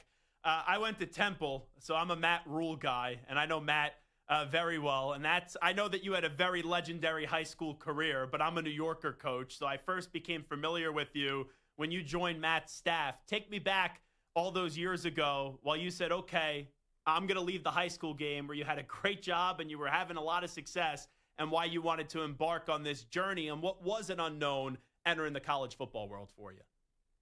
Well, I say it all the time. I wouldn't be where I'm at if I didn't go work for Matt Rule. We were, and we're still really close. I mean, I've probably talked to him at least through text every day the last week. We were texting on Saturday night and we were watching different games. When I talked to him and he was talking about interviewing me, there was just this kindred spirit about football, about what it's supposed to look like and how it's supposed to be played. And I'll never forget, my wife said that morning I went to interview, she goes, why are you doing this? You're never going to leave Cedar Hill. And I said, there's something about this dude. I want to go find out. And the reason I say I wouldn't be sitting here is because there's a lot of head coaches that wouldn't pour into their assistants the way he poured into me. And that's one thing I'm trying to do for my assistants. I was so fired up that Zach Kitley got a head coaching job, and I want to hire guys that want to be head coaches, and I want to help them, reach their goals. That was one thing with Coach Rule, man. He was so awesome with me, and man, I can't thank him enough.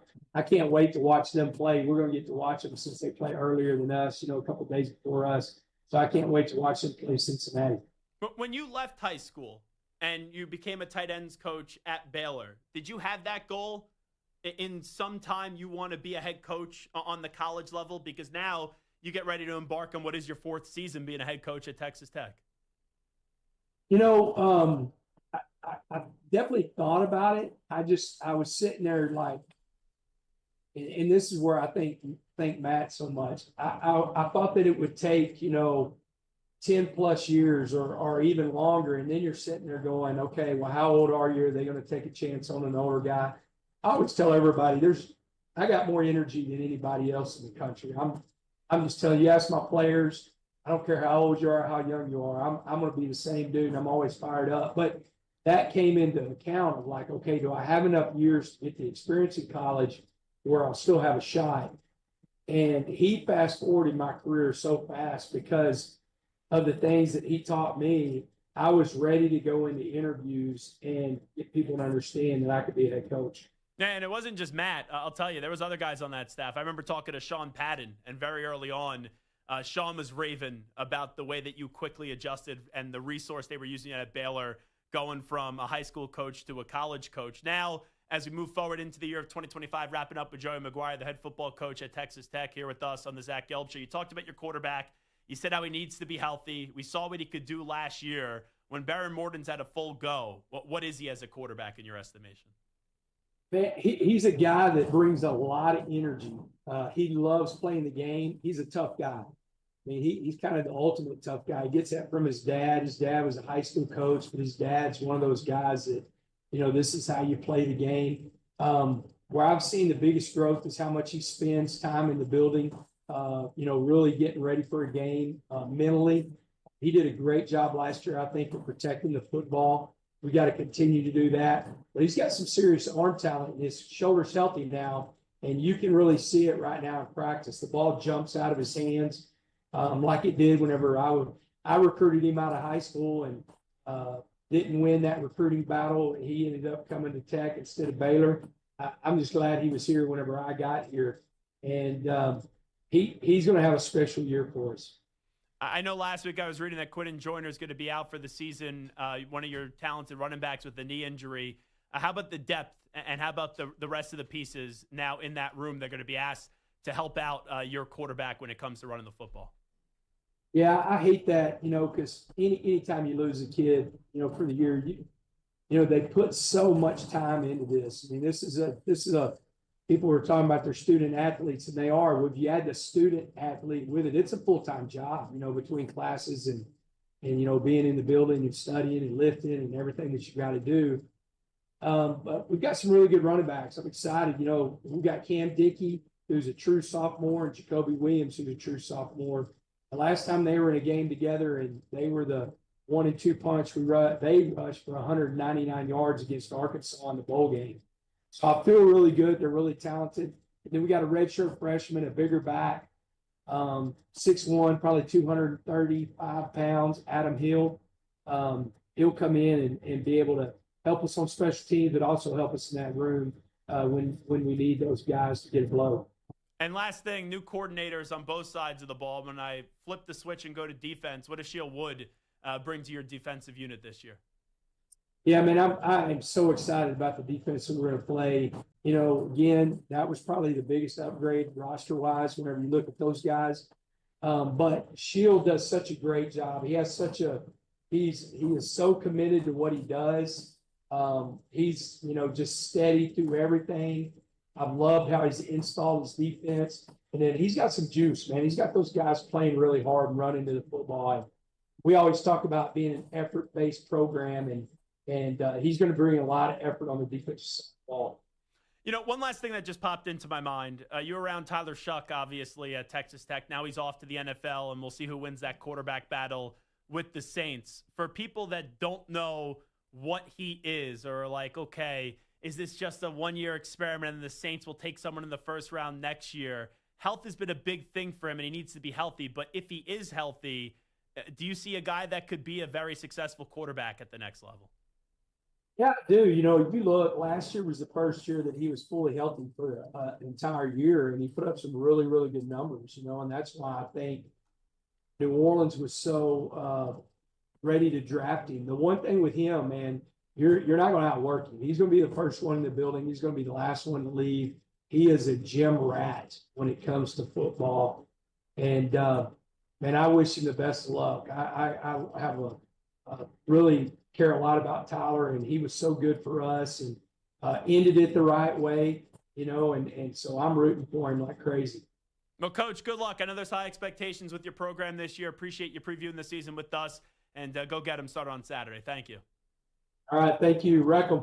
There you go. Joey McGuire, the head football coach at Texas Tech with the Red Raiders. That program, they have a lot of high expectations this year, and we'll see if they're going to meet those expectations. We'll take a break. We'll come on back. We'll update some of the biggest stories in the world of sports with some audio. We'll do a news brief on the other side. Update time first. Here's Zach.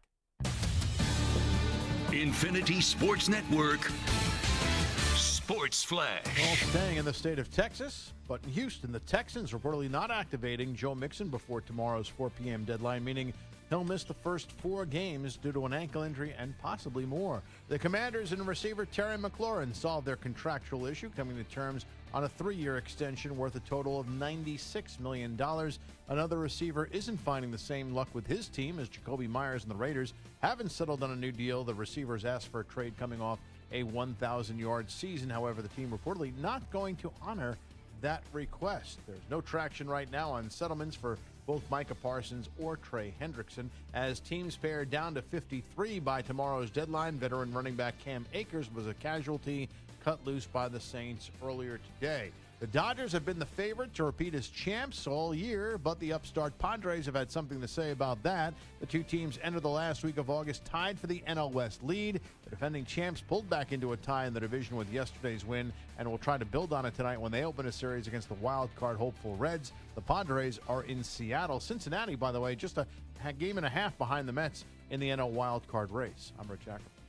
You make the call. 855-212-4227. When you want to talk to us, call 855-212-4227.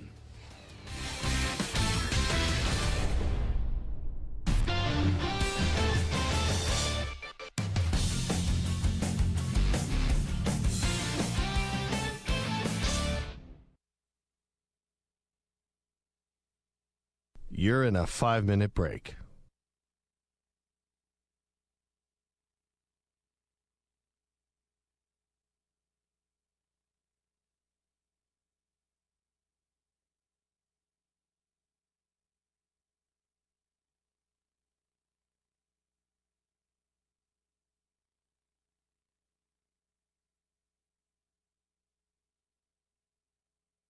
Four minutes, 30 seconds remaining.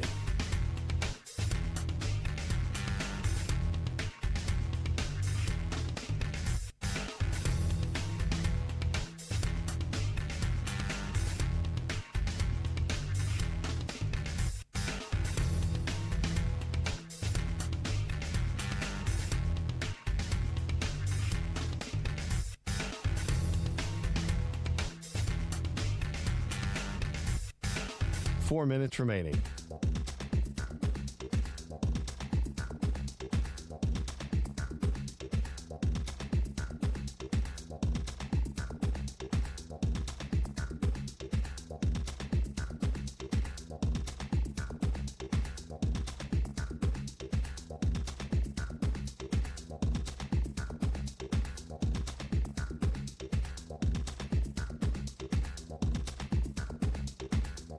Three minutes, 30 seconds remaining.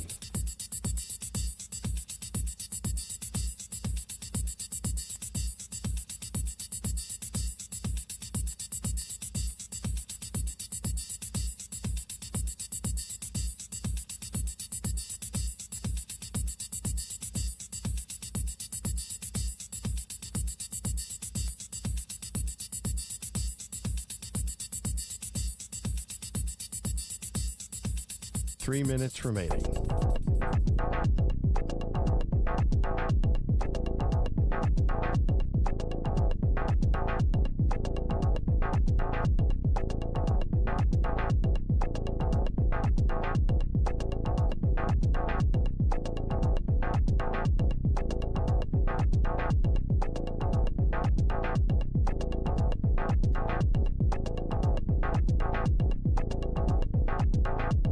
Two minutes, 30 seconds remaining.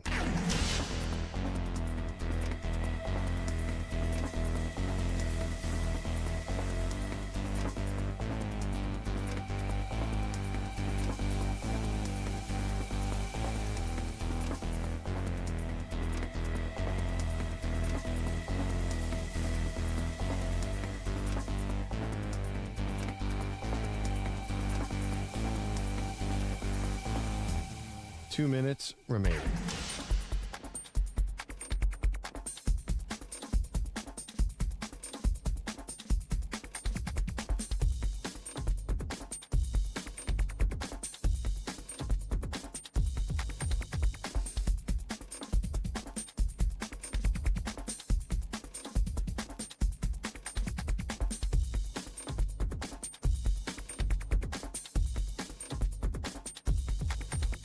One minute, 30 seconds remaining.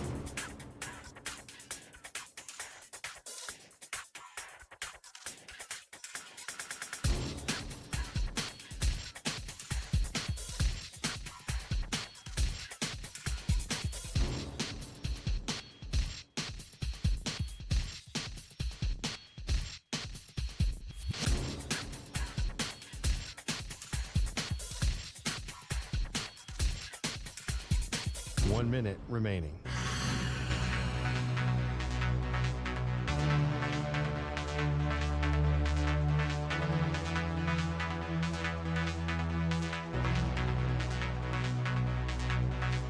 Forty-five seconds remaining.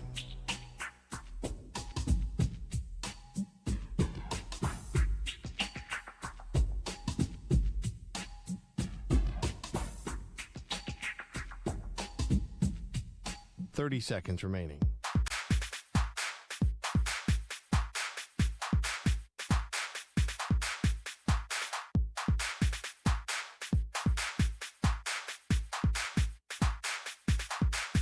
Fifteen seconds.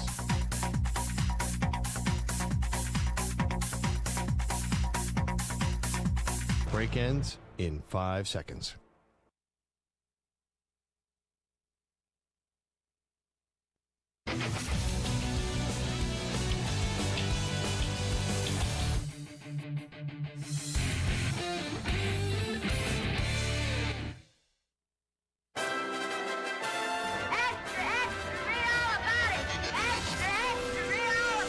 Time for your daily news brief. We get you caught up on the rumors, reports, and reconnaissance from the day in sports. Alrighty, news brief time on the Zach Gelb Show right here on the Infinity Sports Network. Let's listen up to our pal Dan Mullen as UNLV just survived up against Idaho State over the weekend, 38-31. Here is Dan Mullen on UNLV's poor performance in a win. I'm sure there's a lot of guys, I told the team, there's a lot of guys, okay, that are in that locker room that are probably disappointed with their personal performance. That's fantastic. But I mean, if you ain't jumping up and down and celebrating, you're playing the wrong game. Because our team won. We won, and we're going to celebrate every time we win. And if we don't, then you're playing the wrong game. You need to go play tennis or something, like if all you care about is your individual performance. Nothing against tennis, right? I like that from Dan Mullen. All right, back coaching. I get it wasn't the greatest performance in the world, but I don't think you freak out after a performance in week one like that. I will say, though, in the Mountain West, Boise State should run away with this conference this year. UNLV is supposed to be their toughest competition, and they had to struggle with Idaho State. I don't know Ashton Genty anymore at Boise State, but if Boise State doesn't win the Mountain West in their final season in the Mountain West, I will be surprised by that. Dan Mullen, though, kind of came off a little bit like Dan Hawkins there. You know, go play soccer. Go play intramurals, brother. Go play intramurals. One of my favorite rants of all time. Let's go to Matt Campbell. After his week 0 win, it was sloppy, but they got the job done up against Kansas State. We said going into this game, if we take care of the football, if we win situational football, and then we play team football every step of the way, we thought we would have a great chance at the end of the game to win. And, you know, I think some of those situational plays defensively were tremendous, and then obviously some of the situational plays offensively in the second half were tremendous as well. I know you don't want to overreact to one game in what isn't even week 1, it was week 0. But they beat Kansas State. Rocco Becht, as long as he could stay healthy, could be a first-round pick this year. But you look at their schedule the rest of the way, South Dakota State, Iowa, Arkansas State, Arizona, Cincinnati, Colorado, BYU, Arizona State, TCU, Kansas, Oklahoma State. All right, Iowa, tough game. Arizona State, tough game. I know anyone on any given Saturday could beat anybody in the Big 12. But if Iowa State, bare minimum, isn't in the Big 12 championship game, especially how this season just started for them, it'll be a giant disappointment. Avery Johnson, his team is 0-1. His father was fighting his brother That was not asked about post-game because I don't think anyone knew about it then. But here is Avery Johnson and how they overcome this loss. Guys got to take accountability. First of all, like as an offense, two turnover on downs, a fumble, and a muff punt. That can't be the offense that is going to win games. You can't turn the ball over 4 times and expect to win a game. And guys just got to go back to the drawing board, including myself, and just take accountability. And where can I be better today as a quarterback? Where can I be better today as a leader? I think if everybody takes that same mentality going into next week, then we'll have a lot better outcome. And you look at Kansas State, this loss doesn't derail their season. North Dakota next week, then they play Army, at Arizona, UCF, at Baylor, tough game, TCU, at Kansas, Texas Tech, tough game, Oklahoma State, Utah, and Colorado. You just have significantly less wiggle room now. You can still respond. You can still go on to get to the Big 12 championship game again, but you just lost a big one early in the season to Iowa State. Let's go to Jerry Jones. So let's do this in order. Jerry Jones goes on Michael Irvin's podcast. Then he goes on Stephen A. Smith's show. In between then, or right after then, after all these headlines are made, he then speaks to Micah Parsons' mother before a game with all to see. So let's start things off. This was Jerry Jones on Michael Irvin's podcast. And Jerry Jones explains why he is not a fan of Micah Parsons' agent. When we wanted to send the details to the agent told us to stick it up our ass.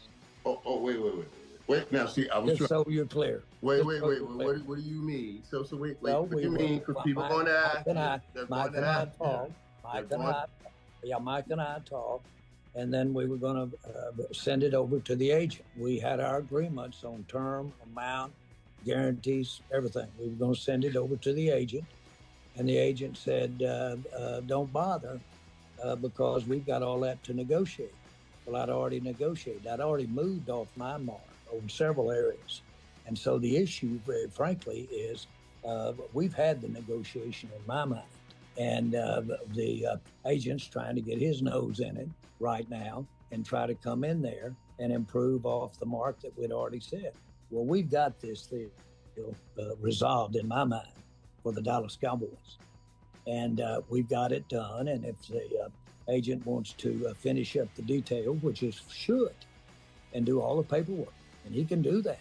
And we're ready to go. But as far as the amount of money, the years, the guarantees, all of that, we've negotiated that. All right, so how much is the agent really trying to tinker with? That's my question. Because the years, the money, well, if the price did go up because other guys got paid, that's on Jerry for waiting. And let's be real, in business, what's a handshake worth? Like, my bosses could call me up. My contract's up at the end of the year. They could say, Zach, we have an agreement. You know, this is what we're going to offer you. Do you agree? Sure. Okay. You know, everything's verbal. And then you got to eventually send over the contract. But until you get that contract and until I put the ink on the paper, things could change. And that's just business. And Jerry's living in this world because in years past, he goes through the players that he thinks this could apply here. And maybe him and Micah had a transparent meeting. And then Micah, when he follows it up, says, hey, you got to go through my agent. And Jerry, I don't think the agent actually said, hey, you go shove up your, I'll be like Ryan Clark, your ASS. We can't say ass. You know? I don't think the agent actually said that, but I think the agent said, no, we're going to go back here and this is what we're going to do. And Jerry doesn't like that because he thought he had a deal done. You know, you go back at the Cowboys documentary that just came out. Him and Emmitt Smith, they agreed to a deal, right? I think the agent was even there, and Stephen Jones is like, well, what are you doing? You're not paying that much. But Jerry likes getting the deal done his way. And it comes with a lot of controversy. Here's Jerry Jones in the preseason game joking with Micah's mom. Think about this. You're talking all these shots about the agent, and then you're with Micah Parsons' mother, and this is the exchange between Jerry Jones and Micah's mom. Now, Michael, why aren't you out there playing? You act like you want some money or something. Only the Cowboys. Jerry Jones saying all this stuff about Micah Parsons' agent, and then, let's get a picture, Micah Parsons' mother and Jerry Jones, and then you have Micah during the game basically going to sleep on a table. Like, what are we doing here? And it's just wild, wild, wild. Finally, here is Todd Bowles. Shiloh Sanders has been cut from the Buccaneers. He didn't make the roster, but he got ejected from his final preseason game after throwing a punch. Here's Todd Bowles on Shiloh. You can't throw punches in this league. I mean, that's inexcusable. They're going to get you every time. Got to grow from that. And then what did you say to the officials after that? It looked like you were possibly trying to argue with We're them. talking about another play. So I think people watch that clip, and the Shedeur and Shiloh sycophants are basically going to say, oh, well, why did he get ejected? I thought it was a little bit of a weak ejection. I'm not going to lie. But he throws a punch. So even though the Bills player was clearly instigating and clearly shoving, you can't throw a punch. And if you throw a punch, you're subject to ejection. And most of the times you do get ejected. So that was that in that whole situation. That's not why he got cut, though.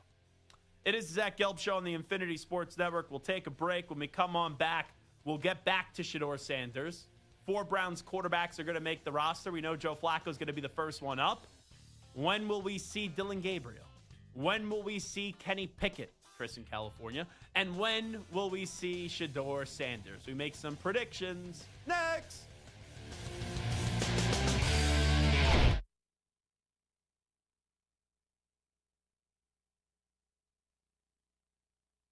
You're in a 5-minute break.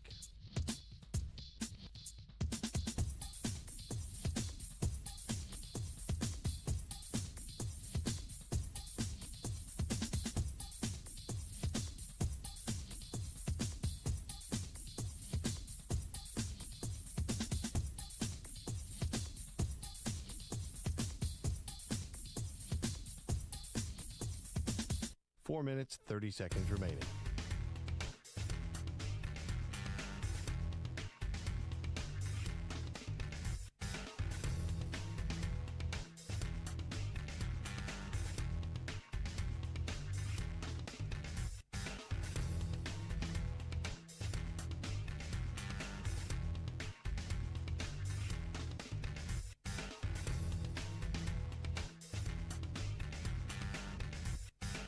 Four minutes remaining.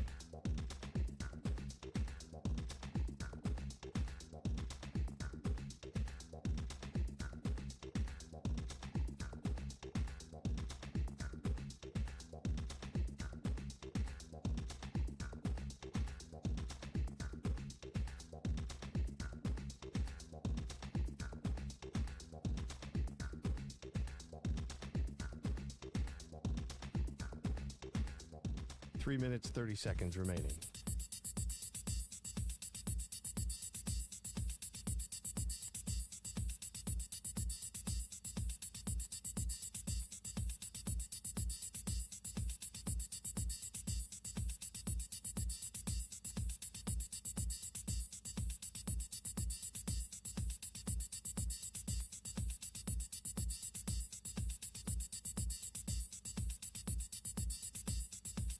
Three minutes remaining.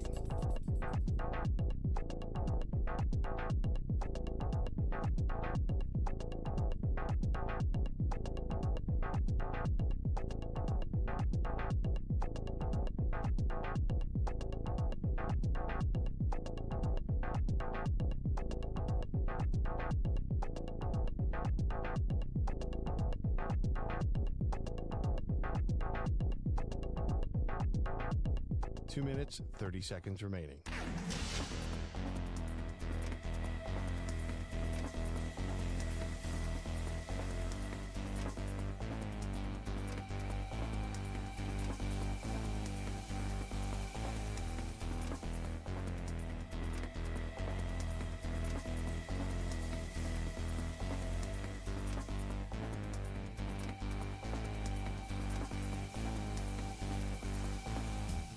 Two minutes remaining.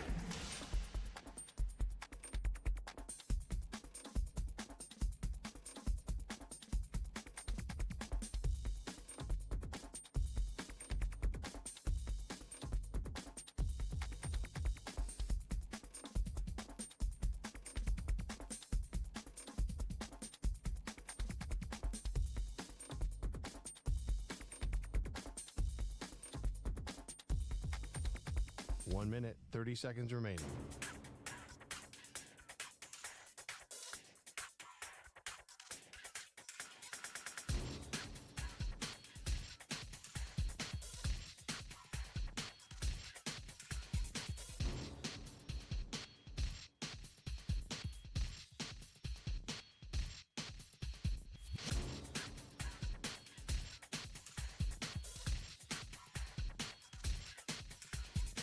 1 minute remaining.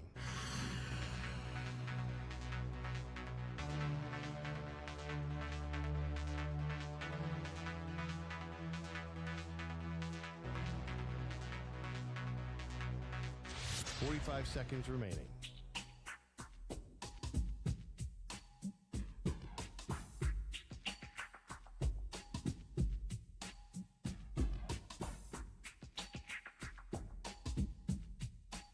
Seconds remaining.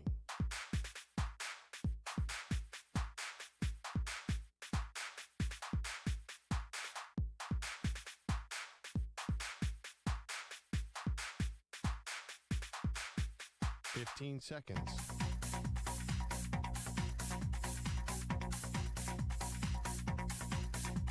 Break ends in 5 seconds.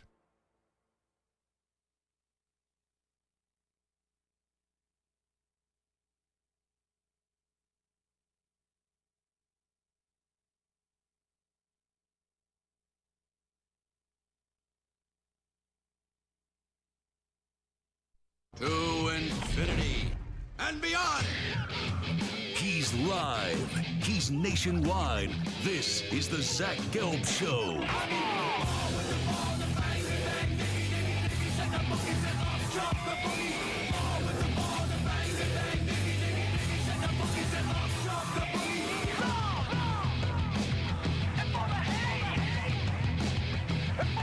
Here's your host, Zach Gelb.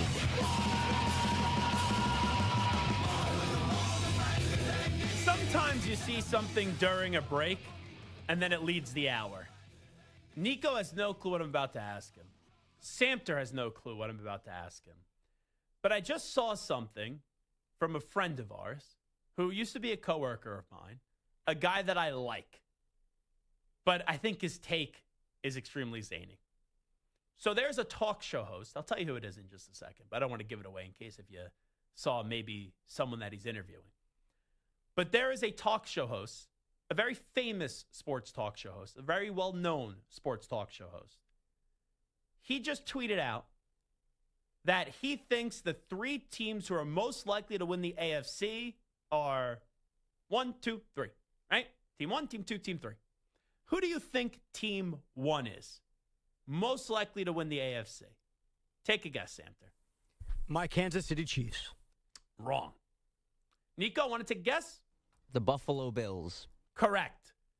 Who do you think Team 2 is from this anonymous talk show host? I'm going to stick with the go-to. Let's go the Chiefs. Wrong. Nico? The Baltimore Ravens. Correct. Team 3. Samter? I mean, at this point, if you're not going to go with the Kansas City Chiefs, whoever you are, you don't belong in sports. Well, when I tell you who the person is, you'll say, no, he belongs in sports. Well, no, then never mind.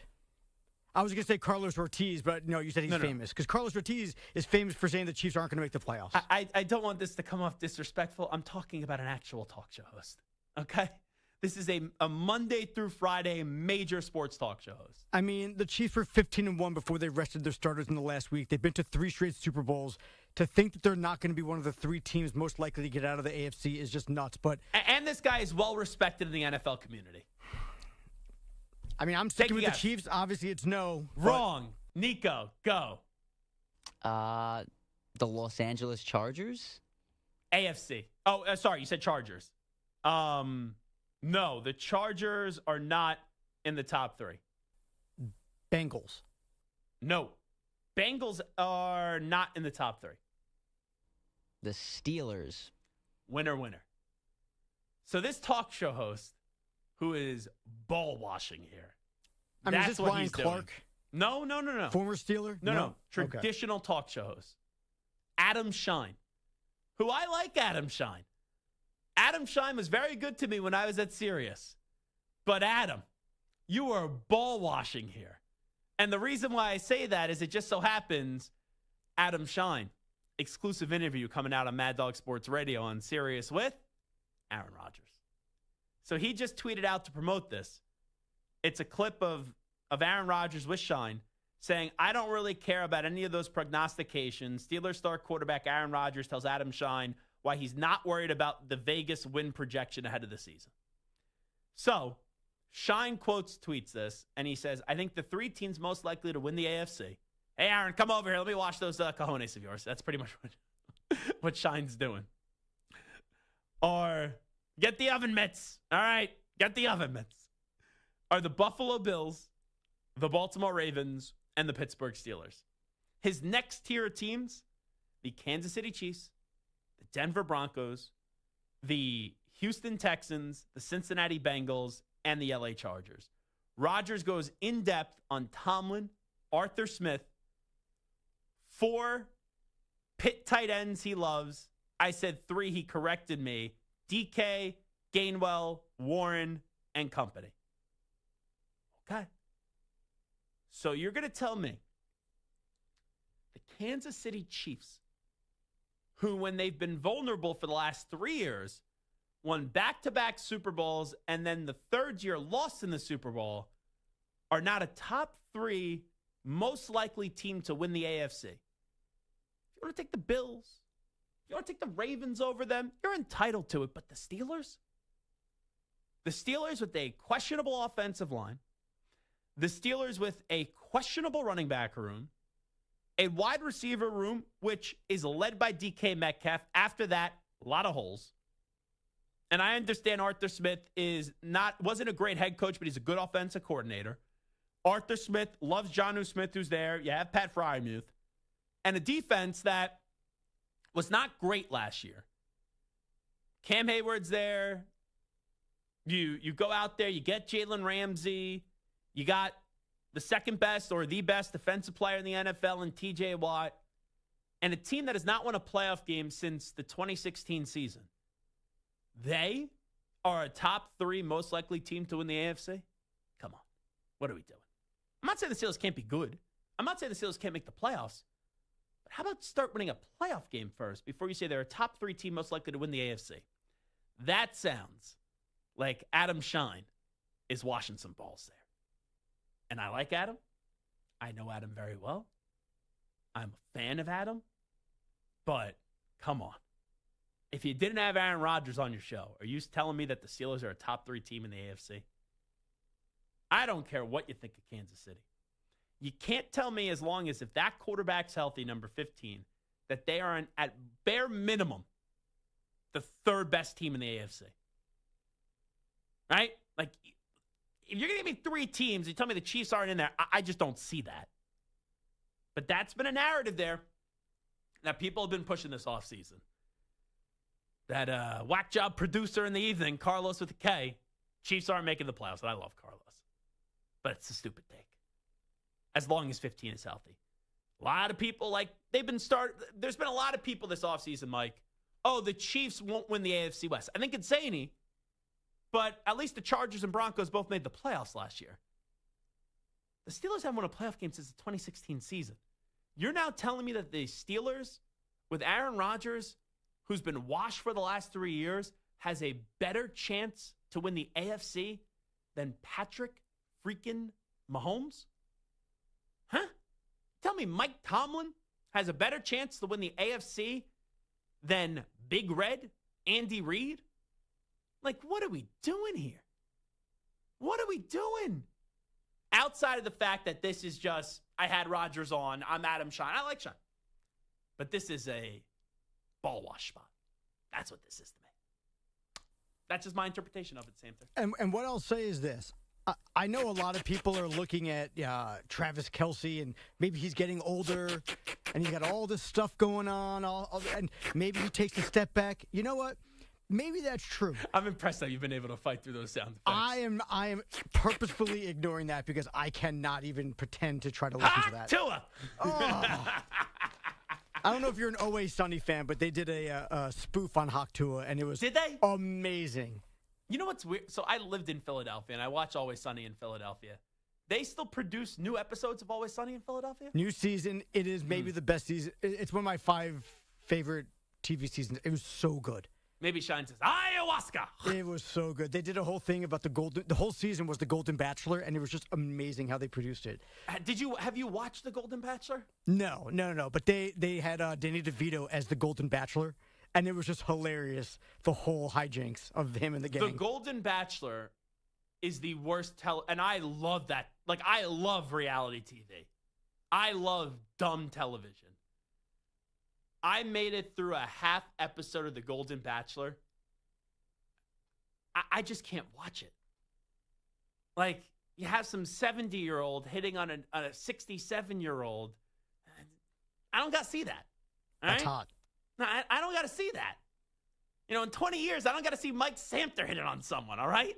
God, 20 years, I am going to be in my 70s. Damn. How old are you? Well, no, not really. I'll be almost 70s. How old are you? 45? 45. I'll be 65 in 20 years. Yeah, and in 20 years, let's say if you and the missus lickety-split, I don't got to see Samter at 65 with a David Letterman beard trying to, like, massage someone's legs and feet that are wrinkly and gross. The best comment about the David Letterman beard, Zach Galifianakis called him Crystal Meth Santa. Oh, did he It's really? amazing. That's a good line. I could see me being Crystal Meth Santa, just kind of, hey, girl, how you doing? Stu said, crystal meth, where am I? Well, Stu's out all week. I think it's because his backup quarterback went down. I think Stu is not only out this week. Isn't Stu out? When do we see Stu back? We see him back the day after Labor Day. Oh, okay. So he's out Monday also because that's Labor Day. Okay, gotcha. Oh, Aiden O'Connell now out? AOC? AOC. Yeah. The other AOC. The most famous AOC. He's out, 6 to 8 weeks, I think? That is true. And Jacoby Myers wants off the Raiders, too. Yes. Yeah, and we'll hear more about the O'Connell stuff in Onside Offside coming up next. But I look at the Chiefs, right, and you talk about Travis Kelce taking a step back, fine. But they solidified their offensive line by drafting Josh Simmons, number 1 in the first round, who may have been the best offensive tackle in the draft, but he was just hurt. So no one wanted to take that chance early on. So he's looked good in camp. But Rashee Rice is back. Hollywood Brown is there the whole year. Xavier Worthy's there the whole year. Juju Smith-Schuster's back. We think Rashee Rice is there the whole year. Well, we'll find out in a few weeks. Yeah, and whatever. So he misses a few games. We'll see what happens. But he's back. He's healthy, all this stuff. You're thinking too hard. They have Patrick Mahomes. Yes. But, like, if anyone wants to say they're going to take it, stop. I agree. But if you're going to try to make the claim that they're going to take a step back from being 15-1 before resting their starters and making a third straight Super Bowl, if you want to make that claim, fine. But it's wrong because they're going to take a step forward. They have more weapons on offense. They've got Isaiah Pacheco's healthy right now. The defense is fully healthy. George Karlaftis is in his second year. Our boy Mike Pennell is healthy. Drew Tranquil's healthy. Like, they're better now than they were last year. So don't give me this nonsense. They're taking a step back because Travis Kelce is distracted and older and all this. It's nonsense. They're going to be better than they were or as good as they were last year. So they're still, to me, number 1 coming out of the AFC. Making all those shine sound effects.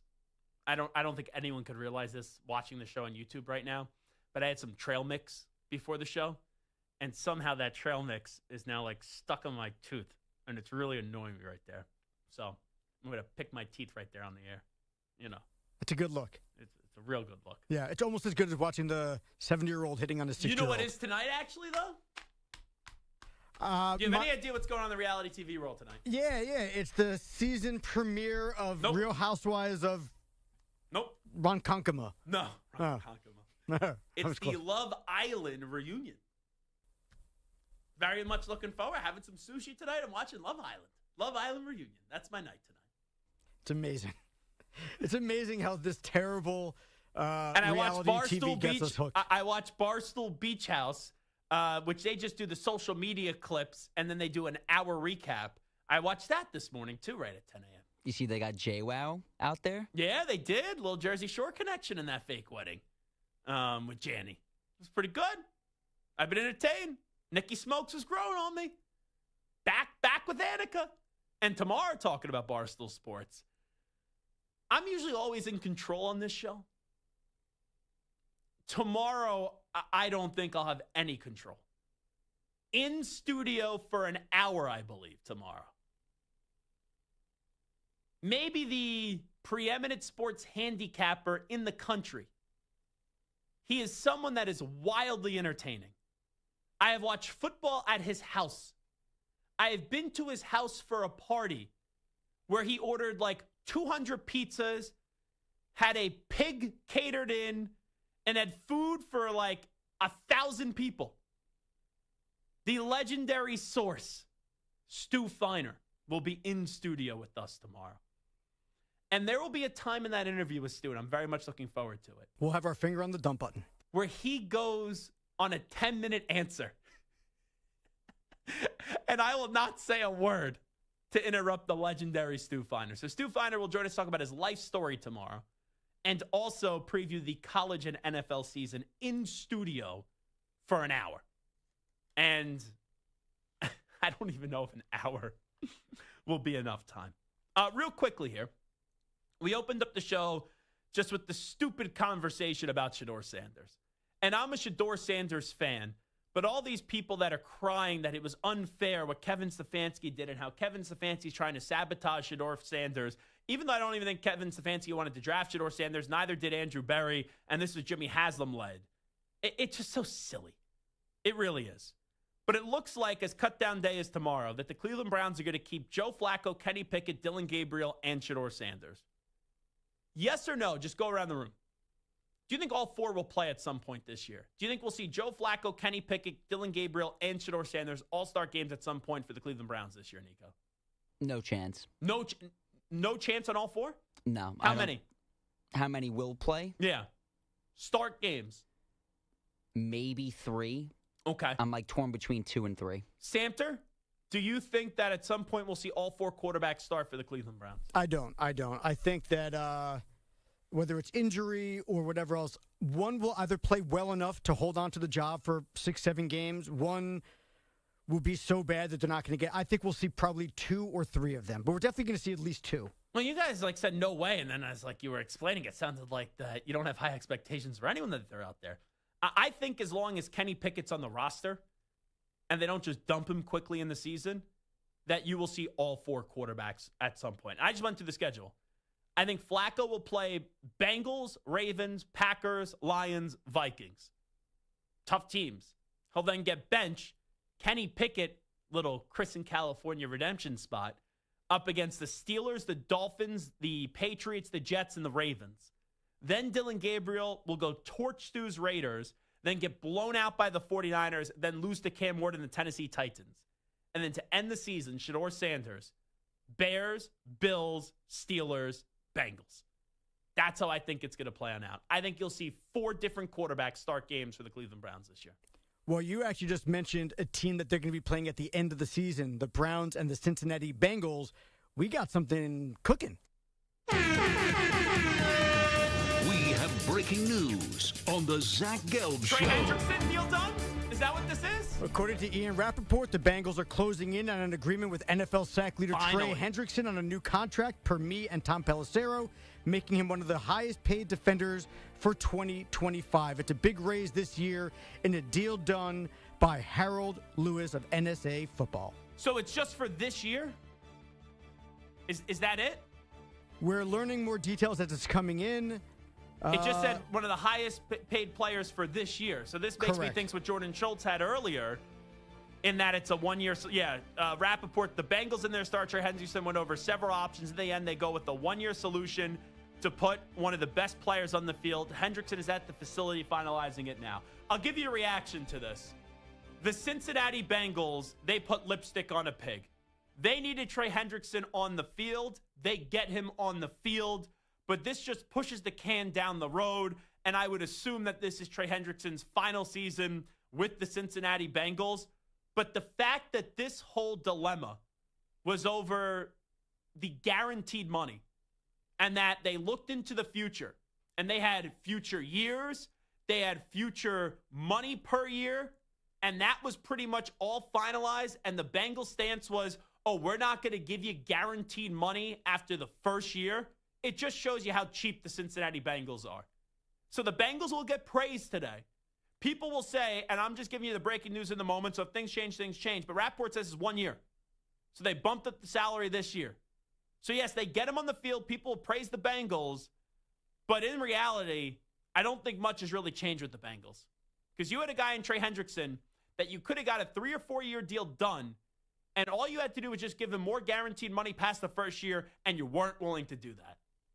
So you could sit here and praise the Bengals out the wazoo for this. The most important thing is they get him on the field for this year. But what is your defense going to look like next year when Trey Hendrickson is in all likelihood probably playing somewhere else? Because this has now been, a 2 or 3 year issue? with Trey Hendrickson, and you've never been able to give a long-term final answer to this. So Trey Hendrickson, this is probably it for him with the Cincinnati Bengals. The one thing I'll say is between, Shamar Stewart, who, finally showed up, it gives them the ability just to push it down one more year.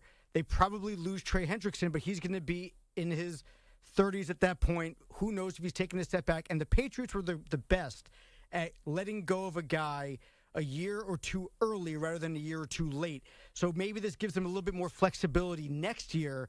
See what Shamar Stewart is on the defensive side of the ball and see how they can replace Hendrickson in a different way. And who knows, maybe they make a move for Micah Parsons. Yeah, you think that organization's going to shell out $42-43 million a year for Micah Parsons, and they're not going to give him more than 1 year guaranteed? Like, come on, they're not getting Micah Parsons. If the Bengals get Micah Parsons, I will be flabbergasted. I'm not even going to say the word shocked. I'm just going to say flabbergasted, because that's how absurd that idea is of Trey Hendrickson or Micah Parsons maybe going to the Cincinnati Bengals. Crazy. I mean, in the NFL, there's not really cheap teams for the most part. The Bengals are. Did you see what the Bengals did to Boomer Esiason?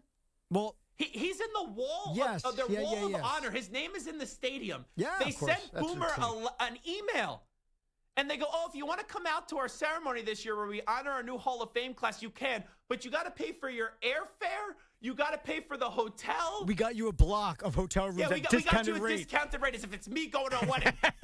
Like, what are we doing? No, that is a bad look. Yes, I agree with you. And we'll give you 2 tickets. At least they gave him 2 tickets. Yeah. Oh, yeah. There's cheap organizations when it comes to like that kind of stuff and like the paying Bengals for are stuff cheap. in the locker rooms. I mean, like when it comes to salary cap, there's a floor and there's a ceiling. Like you can't go below and you can't go. So for the most part, teams pay what they pay based off of what the salary cap is. You can't be too far below or too far above. Samter, there's a better chance the Bengals give you $20 million a year than they give Micah Parsons $42 million a year.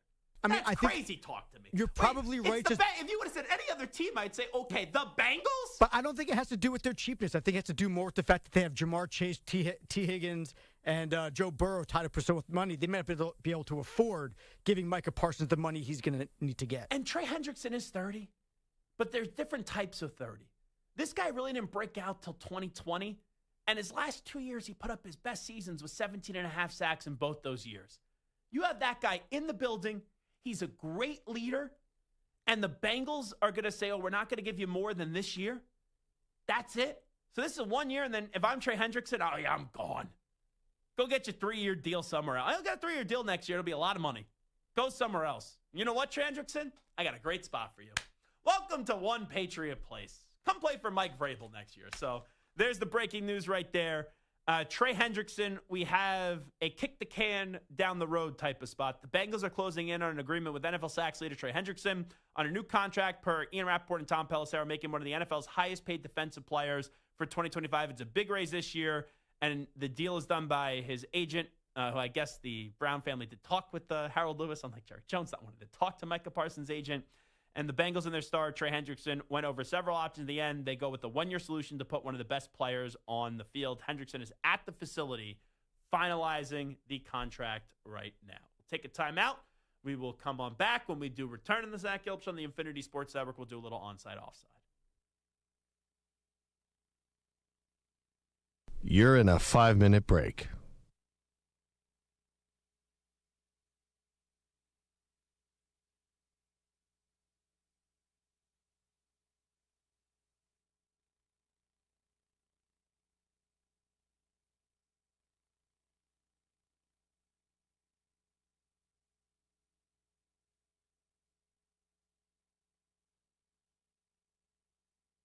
Four minutes, 30 seconds remaining.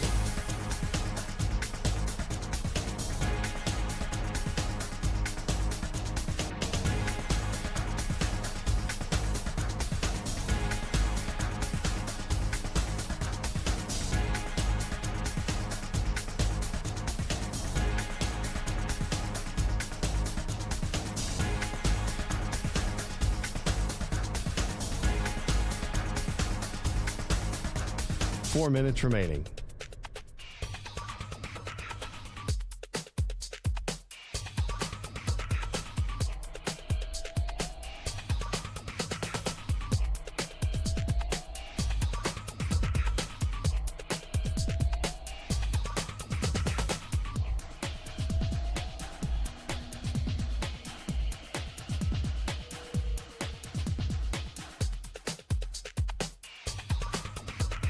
3 minutes, 30 seconds remaining.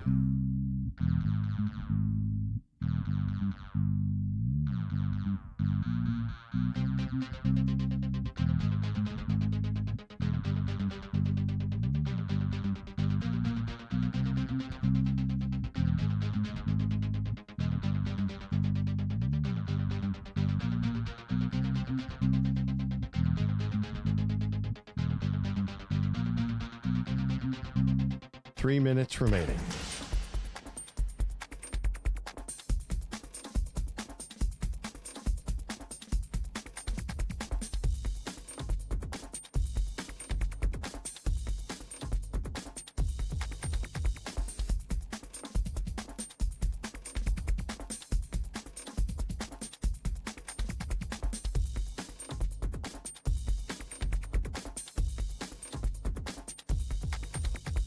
Two minutes, 30 seconds remaining.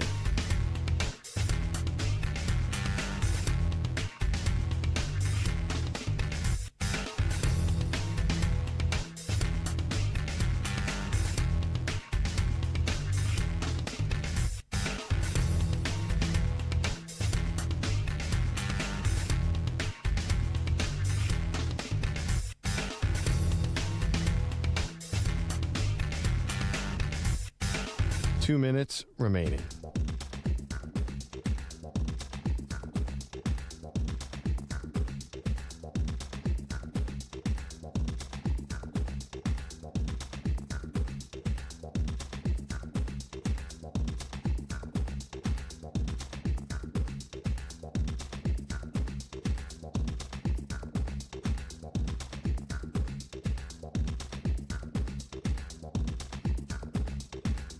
One minute, 30 seconds remaining.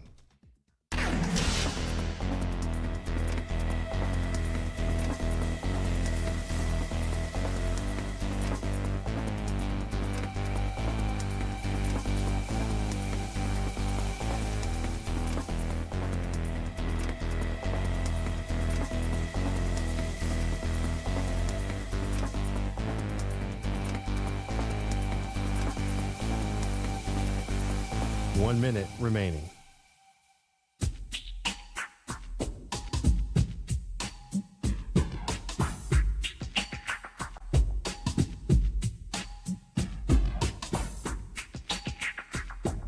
.45 seconds remaining.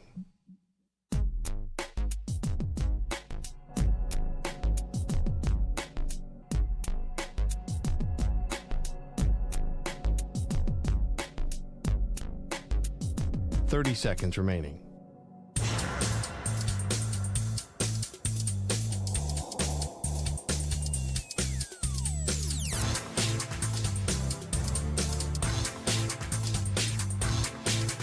.15 seconds.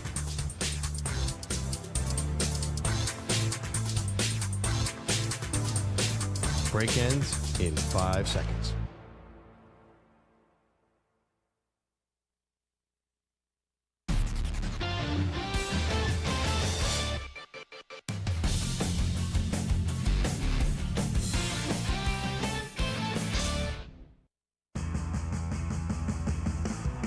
Zach's taking on the most polarizing issues in sports. Which side of the line of scrimmage will he end up on? Offside. Defense number 69. It's Onsides, Offsides with Zach Gelb. Alrighty, Sam, so what do we got cooking today? Well, as we talked about earlier on, scary Terry McLaurin and the Commanders finally came to an agreement on a new extension with the star receiver receiving a 3-year, $96 million extension with $30 million signing bonus added onto that. The deal gives McLaurin $32 million a year, tied for the 6th best in the NFL, with Eagles' A.J. Brown, as you had mentioned before, onside, offside. McLaurin is a top 7 receiver in the NFL. I'm a big fan of Terry McLaurin. I think for years he was a criminally underrated player, but I don't think he's a top 7 receiver in the NFL. He's deserving of the extension, but he's not better than Justin Jefferson. He's not better than Jamar Chase. He's not better than CeeDee Lamb. He's not better than A.J. Brown. He's not better than Amon-Ra St. Brown. He's not better than Mike Evans. He's not better than Tyreek Hill. even though Tyreek Hill's a jackass. And that's 7 right there. And I haven't even mentioned Malik Neighbors yet. So McLaurin is a top 7 receiver in the NFL. I am going offside, but he was needed in Washington, and they needed to get this deal done because him and Jaden Daniels have a very, very special connection. Offside. You almost made me slip up there for a second, Santer. How so? Well, there's been 2 times this offseason that quickly you said Jaden Daniels, and you called him Jaden McDaniels. And then as I was going through that right there, I had to pause for a second as I almost called him Jaden McDaniels. I'd like to see the evidence because I don't think I've ever called him Jaden Daniels, You have. even back in his time at ASU. We have actually talked about this on the air about 2.5 weeks ago when you did it, and I pointed out to you, and you go, I had no clue that I called him that there. Like, you just did it. It was, like, quick. I'll go back and double check because I remember you bringing it up, and then I went back and checked and realized that it was not. You do that. Santer's like Connor Stallions. Oh, there's evidence. I'm going to throw it into a swamp. I'm going to throw it into a swamp and erase it. While all the focus is on Shedeur out in Cleveland, his older brother Shiloh wasn't about to go quietly into the night. In the Bucs' final preseason game, Shiloh was ejected after throwing a punch at Bills tight end Zach Davidson. After the game, the Bucs promptly cut Shiloh as they trimmed their roster down to 53. Onside, offside. Between Shiloh and Shedeur and everything with Prime, the Sanders football family is turning into the Ball family in basketball. No, because Coach... All right, so if you look at all the roles here, Coach Prime runs circles around LeVar Ball. Then after that, the best player, the best son in the Sanders family is Shedeur. All right, LaMelo is better than Shedeur. But Lonzo, he's never healthy. The other son, I don't even remember the other son's name. He's like a rapper now. Yeah. Because of how huge Prime is, that's like I understand families that, right, dad talks a lot, sons talk a lot, and it's a storyline. Like, I get the comparison, but Coach Prime is just at a different level than anyone in the Ball family. So the Sanders family is turning into the Ball family in basketball. I actually think it's the reverse. I think the Ball family saw Coach Prime in his model, and they basically just used that into their model, even though the Suns came onto the scene later than what happened in the Ball family. But I'm not going to say that the Sanders family is turning into the Ball family than what we saw in basketball. I'm going offside. Offside. Now, Stu clearly took the week off after his backup quarterback, Aiden O'Connell, went down with an injury, and the team says he'll be out 6 to 8 weeks. While Geno is cemented as the starter, Vegas' only remaining backup is 6th-round rookie out of North Dakota State, Cam Miller. Onside, offside, the Raiders need to add a veteran quarterback before week 1. Yeah, because if Geno goes down, they're screwed. So I would, you know what? Not a bad option. What about trading for Kenny Pickett?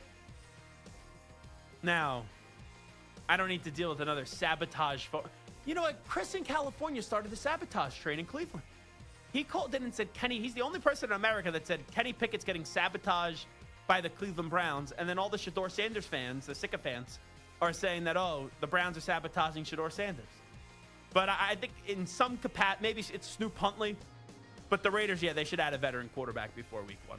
I will go on sides on that. Stanford, that's Stanford with an N like Nancy, not Stamford like the town I live in Connecticut, kicked off the Andrew Luck era with a disappointing loss to Hawaii over the weekend, which included some very questionable play calling from interim head coach Frank Reich to end the game. As we remember, Luck was 31-7 as a starter for the Cardinal between 2009 and 2011 with Jim Harbaugh at the helm. Onside, offside, Luck will get Stanford back to the level they were at when he was the quarterback. I always love my dad. I'm glad you love your dad. When I was sitting watching that game with my dad this weekend, and I guess before the game, they did an interview on the ACC network with Andrew Luck and also Ron Rivera. Ron Rivera is the GM. Ex-friend Ron Rivera is now the GM at Cal. My dad said, why is the ACC network doing an interview with Stanford and Cal? And I go, well, Dad, Stanford and Cal are now in the ACC. And my dad just could not believe that Stanford and Cal are in the ACC. And he basically said, that makes no bleeping sense. And I said, welcome to college athletics in the year of 2025. In the ACC, we don't know who's going to leave. But for now, Clemson's still there. Miami is still there. Stanford had their own problems just competing in the Pac-12. Now they're in the ACC. I don't think luck, and also the academic requirements there, I don't think luck's going to get Stanford back to the level they were when he was the quarterback, so I'm going offside. Offsides. I don't even know who's going to be the coach a year from now. Yeah, we'll do a couple more here. To nobody's surprise, Michigan has officially named five-star freshman recruit Bryce Underwood as their starting quarterback this year. The number one recruit in this year's class, Underwood signed a monster 4-year deal with the Wolverines worth up to $12 million if he stays all 4 years. Onside, offside, Bryce Underwood will be as good as advertised for Michigan. I know Nico is a big Michigan fan. What's your expectation? And you're like a homer with Michigan. I'm at least objective. What is your homer pick this year for Michigan? I try to take my bias out of it whenever but you're not. I get the chance to. I don't think they're a national championship contending team this year, but I think they're good enough to make the playoffs. So if you would have told me that a week ago, I would have said, I don't think Michigan's making the playoff. I didn't pick them to make the playoff. Then I really did a deep dive on their schedule. If they beat Oklahoma in week 2, it's going to be tough for them not to make the playoff. Play New Mexico to open up the season should be a win. Oklahoma, tough game. I wonder which side John Mateer is going to be gambling on in that game. Then you have Central Michigan. Then they're at Nebraska, Wisconsin, USC, Washington, Michigan State, Purdue, Northwestern, Maryland, Ohio State. That is not murderer's row on the schedule. So I think for Bryce to be worth the price in year one of two things either have to happen. Make the college football playoff or bare minimum be a 9-win football team. And I think they'll be a 9-win football team. So Bryce Underwood will be as good as advertised for Michigan. I think long-term he will be on sides. Now, UCLA landed Nico Iamaleava in the transfer portal, but head coach Deshaun Foster continues to make headlines for odd issues with the media off the field. Now, if we remember, the media and fans panned his disastrous introductory press conference when he was first hired by the team. That was his fault last year. Well, yeah, but and it was at media days. It was terrible. He basically it was so bad. He was talking about UCLA as if they were a new program. And he also just he froze in front of the camera. He was just bad. It was like Adam Gase and Nick Sirianni. But at least Sirianni didn't freeze. He just sounded nervous and said dumb things. Yeah. Foster just froze. Sirianni, I know he's turned out to be a great coach. His introductory press conference was a train wreck. Was a train wreck. Now, Foster decided that players will not be allowed to do media interviews during this season and has restricted media access to practice, standing firm when questioned about it this week. You guys film our practice and put it online, and if I was an opponent for another team, I'd look right at your guys' stuff and see what's going on. So for them not to get a beat on Tino or our depth or anything that's going on, that's why it's closed. But for interviews, player interviews? That's the same thing, because if they come over and interview, then you guys are going to ask me, are they a starter? Are they this? Are they that? Trying to get human interest, feature type stuff. So. Yeah, no, it's tough, but we want to win what a games. paranoid ass. Do you worry about the marketing impact for the program at all? No, I'll let you guys handle all of that. I'm not worried about the marketing, because all what marketing does, if you win games, you're marketed. Now, onside, offside, you're okay with Foster limiting his players' interaction with the media? You got to sell that program. That's a bad job. Oregon gives us gas. They don't need help with marketing. Alabama gives us gas. They don't need help with marketing. Outside of Nico Iamaleava, no one gives a flying flip, flying bleep, flying peep about your program. And you should be begging people to want to get on board. So now they'll let the players, I'm assuming, do interviews like when Fox does a game or CBS Sports Network or something like that. But your local media that's there every day that's trying to write some positive stuff, not really to be positive. You're not going to let them talk to them? That's just stupid. So you're okay with Foster limiting his players' interactions with the media? If they're at Alabama, I wouldn't freak out. But at UCLA, yeah, I got a problem with that. So I'm going offside. Offside. Give me one more here. All right, we'll try to knock out one more. Cal Riley is having a historic season for the Mariners, winning the home run derby. Actually, skip that one. Okay. Go to 9. Okay. Because 9's one of the craziest things I've ever seen. It is nuts, and some of the updates are not great either. In a shocking scene over the weekend, MMA fighter Raja Jackson, the son of UFC legend Rampage Jackson, was seen jumping into the ring at a wrestling event, throwing wrestler Psycho Stu to the mat, then beating him unconscious with 21 full-on blows to the face. Now, the incident occurred after Psycho Stu, thinking Jackson was part of the show, smashed a beer can over his head in a pre-fight incident in front of the cameras. He was just doing a promo, having fun with it. Apparently, Jackson was not having it. Rampage released a statement blaming both a concussion and the wrestling promotion for his son's actions, although he did later on say that his son was not okay to do what he did. Onside, offside, Raja Jackson should never get a shot in the UFC after these actions. Raja Jackson's the moron that jumped into the ring? That's Rampage's son who jumped into the ring and beat the crap out of this wrestler. It says should never get a shot in the UFC after these actions? So Raja is an MMA fighter. He was just doing this wrestling thing as fun, yes. I'm understanding of the question. Okay, I just want to make sure. That's a low bar. This guy should be in a jail cell. Yeah? Like, what he did is ridiculous. But, I mean, he'll eventually get out of jail. Should Dana White give him a shot once he's out? If this guy dies, he shouldn't get out of jail. The good news is it seems like he is conscious and talking, and he's in a better, more stable condition I wonder what the according to his family. long-term damage is. Yeah?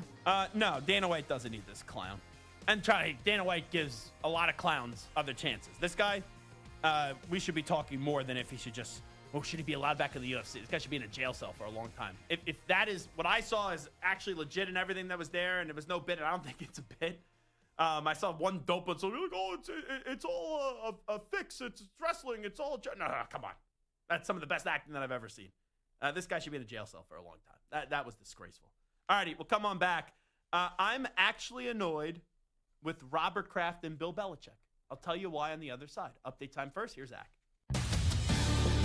Infinity Sports Network Sports Flash. Well, the standoff with the Bengals is over with the sack leader and all-pro getting him an extra $14 million this year as Trey Hendrickson cashes in after Terry McLaurin also gets a deal from the Commanders.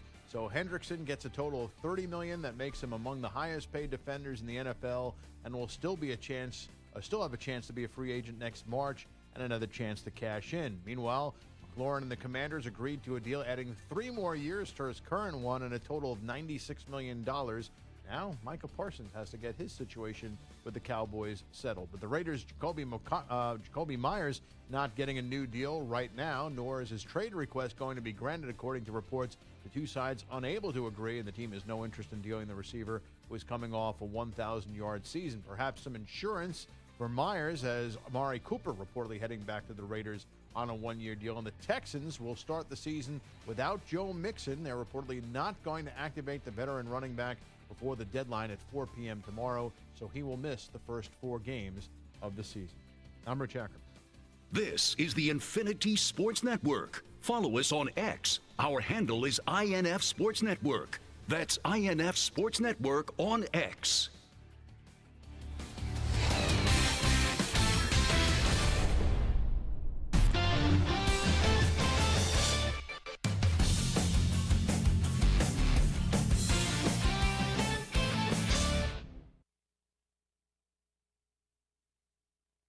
You're in a 5-minute break.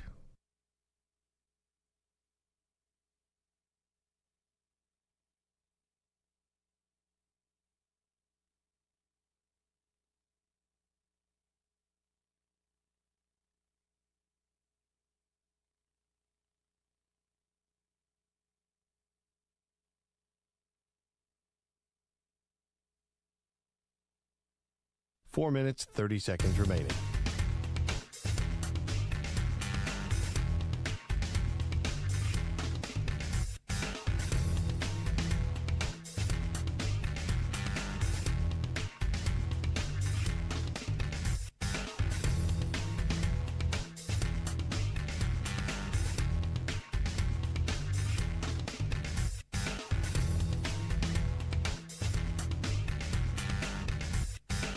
Four minutes remaining.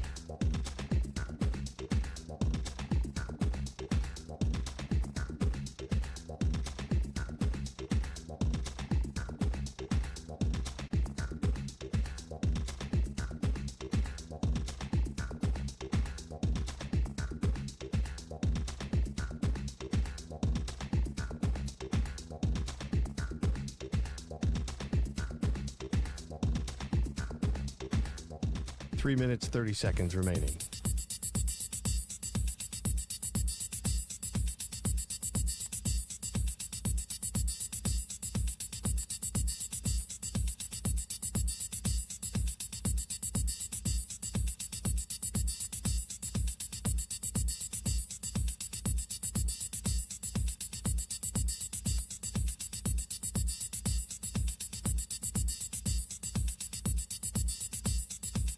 3 minutes remaining.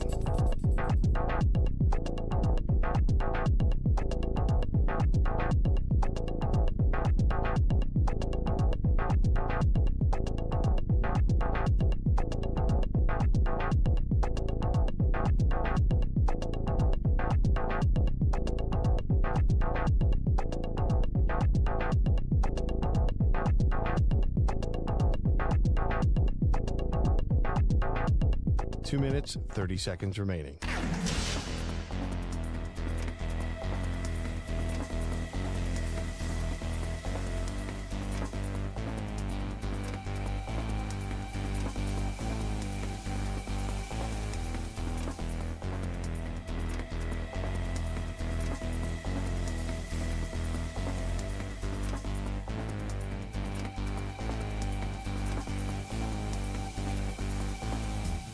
Two minutes remaining.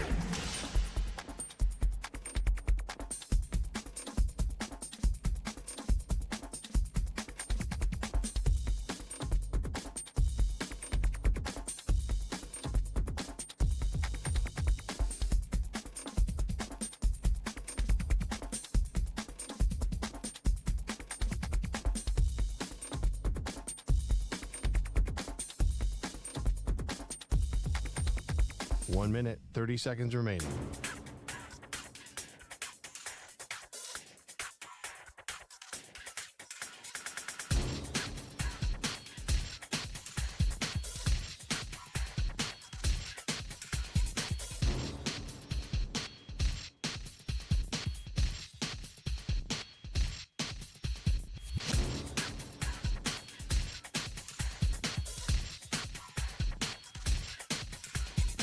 One minute remaining.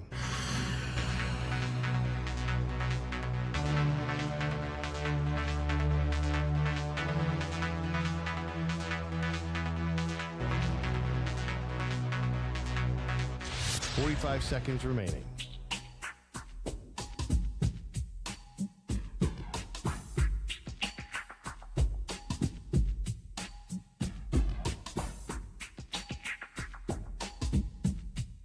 Thirty seconds remaining.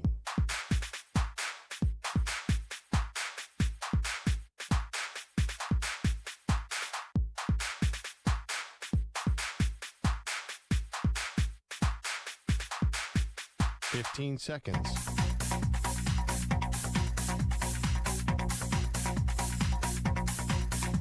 Break ends in 5 seconds.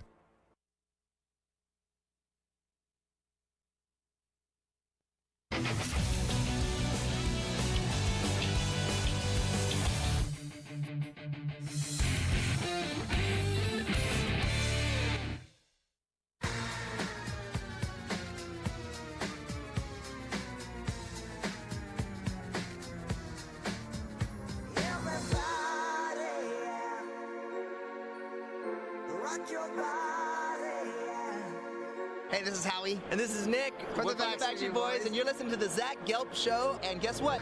Zach is back. All right. He's live. He's nationwide. This is the Zach Gelb Show. Oh, my God, we're back again. It's time to answer Ask the Pros question of the day, and it's brought to you by O'Reilly Auto Parts. Joey in Dallas says, Zach, Trey Hendrickson's contract is now done. What do you think happens with Micah Parsons? You could submit a question by tweeting at INF Sportsnet or at Zach Gelb using the hashtag AskThePros. Think O'Reilly Auto Parts for all your car care needs. Get guaranteed low prices and excellent customer service from the professional parts people at O'Reilly Auto Parts. O'Reilly Auto Parts. Samter, yes or no? Before week 1, do the Cowboys get a new deal done with Micah Parsons? No. Nico? Yes. Okay. If it does happen, it will be on that Thursday night when the season starts. That was my original prediction. I watched that entire interview with Stephen A. Smith that Jerry Jones did.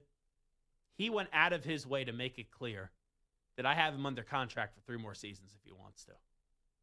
This year, under contract. Franchise tag for 2 more years, then under contract. The thing is here, Jerry has made this personal when it didn't need to be personal. And the fact that Jerry is disrespecting the agent and the agent's role in this process makes me think when we sit here on August 25th that if the deal doesn't get done by the end of this weekend, then it's not going to get done. Like, preseason's over. Roster cut down day is tomorrow. If we don't get an announcement by Sunday, August 31st, and would it be beneath Jerry to wait until the 4th of September and when the Eagles are getting ready to unveil a championship banner? He waited last year to the day of the season. That's Sunday to get the deal done with Dak. Would that be beneath him? Absolutely not. But I think after having a few days for talks to maybe start back up, and they're not talking right now, and with all the things, even Darrelle Revis chiming in today, wants the NFLPA to step in. At this rate, I think this is going to get kicked down the road till next year. And I do not think that Micah Parsons is now going to get the new deal before the start of the season. All righty. I was watching that Cowboys documentary that came out on Netflix about Jerry Jones. And it highlights, obviously, early on the relationship with Jimmy Johnson and Jerry Jones. And I kind of hope that Bill Belichick and Robert Kraft, even though they know the history of that, watch this documentary. Because look how silly those two look. Jimmy Johnson and Jerry Jones, right, were winning championships. And after back-to-back Super Bowls, Jerry Jones and Jimmy Johnson parted ways over a battle of who deserves the credit. Is it the coach or is it the owner? And the insecurities of Jerry Jones basically made Jimmy Johnson not respect him and pushed Jimmy Johnson out the door. So you look at Robert Kraft and Bill Belichick. They won more than Jimmy Johnson and Jerry Jones. Robert Kraft already pushed Bill Belichick out the door. Bill, you're a grown man. You're a big boy. It was time. But what happened after that, and the way that Robert Kraft has handled this, is a complete and utter disgrace. I didn't want to see that Apple documentary that came out with the Patriots. Too soon. Wait like how the Cowboys waited. But it was too soon.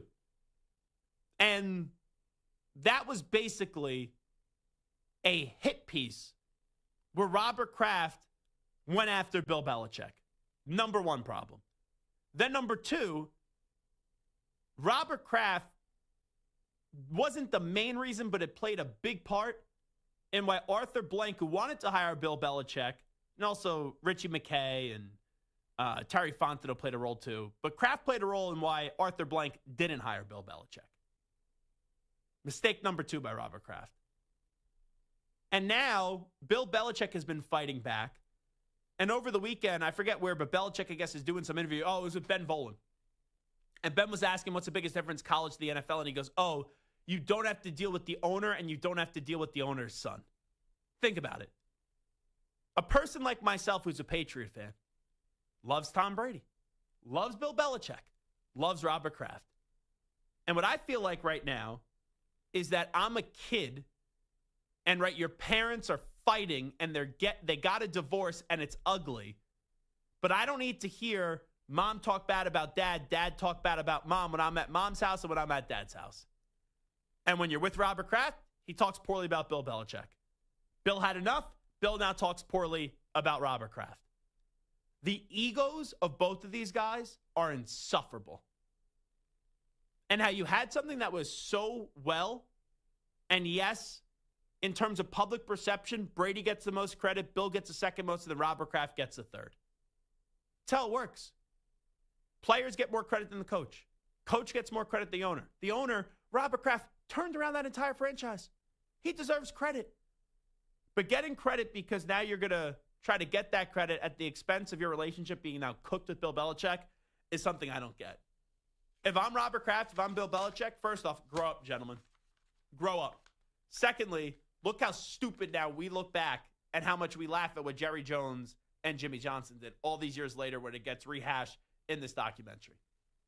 What they are both doing right now makes no sense, and it's stupid, and Robert Kraft is number one to blame for that. You want to get rid of Bill, and if Bill's sensitive about getting fired, that's Bill's problem. But then afterwards, preventing him from getting the Falcons job, and then basically that Apple crap that you put out there, and just trashing Belichick in there, that was lame. It really was. All right, that will do for the Zach Gelb Show, the Infinity Sports Network on this Monday. We'll be back tomorrow at 3 p.m. Eastern, noon Pacific time. Nico, thank you. Samter, thank you. Ack, thank you. And we give a big thanks to Joey McGuire, the head football coach at Texas Tech. And most importantly, a big thanks to each and every one of you for tuning in. We have a treat tomorrow.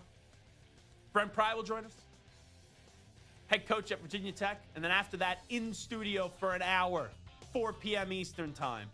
It will be a wildly entertaining conversation. The great Stu Feiner will join us. We'll talk tomorrow, everybody. We out. Bye-bye. Peace.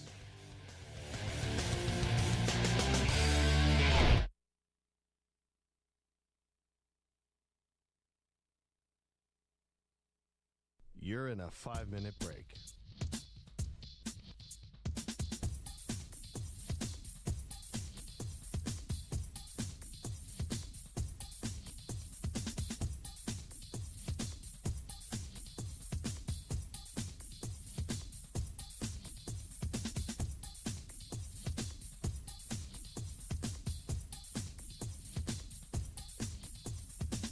Four minutes, 30 seconds remaining.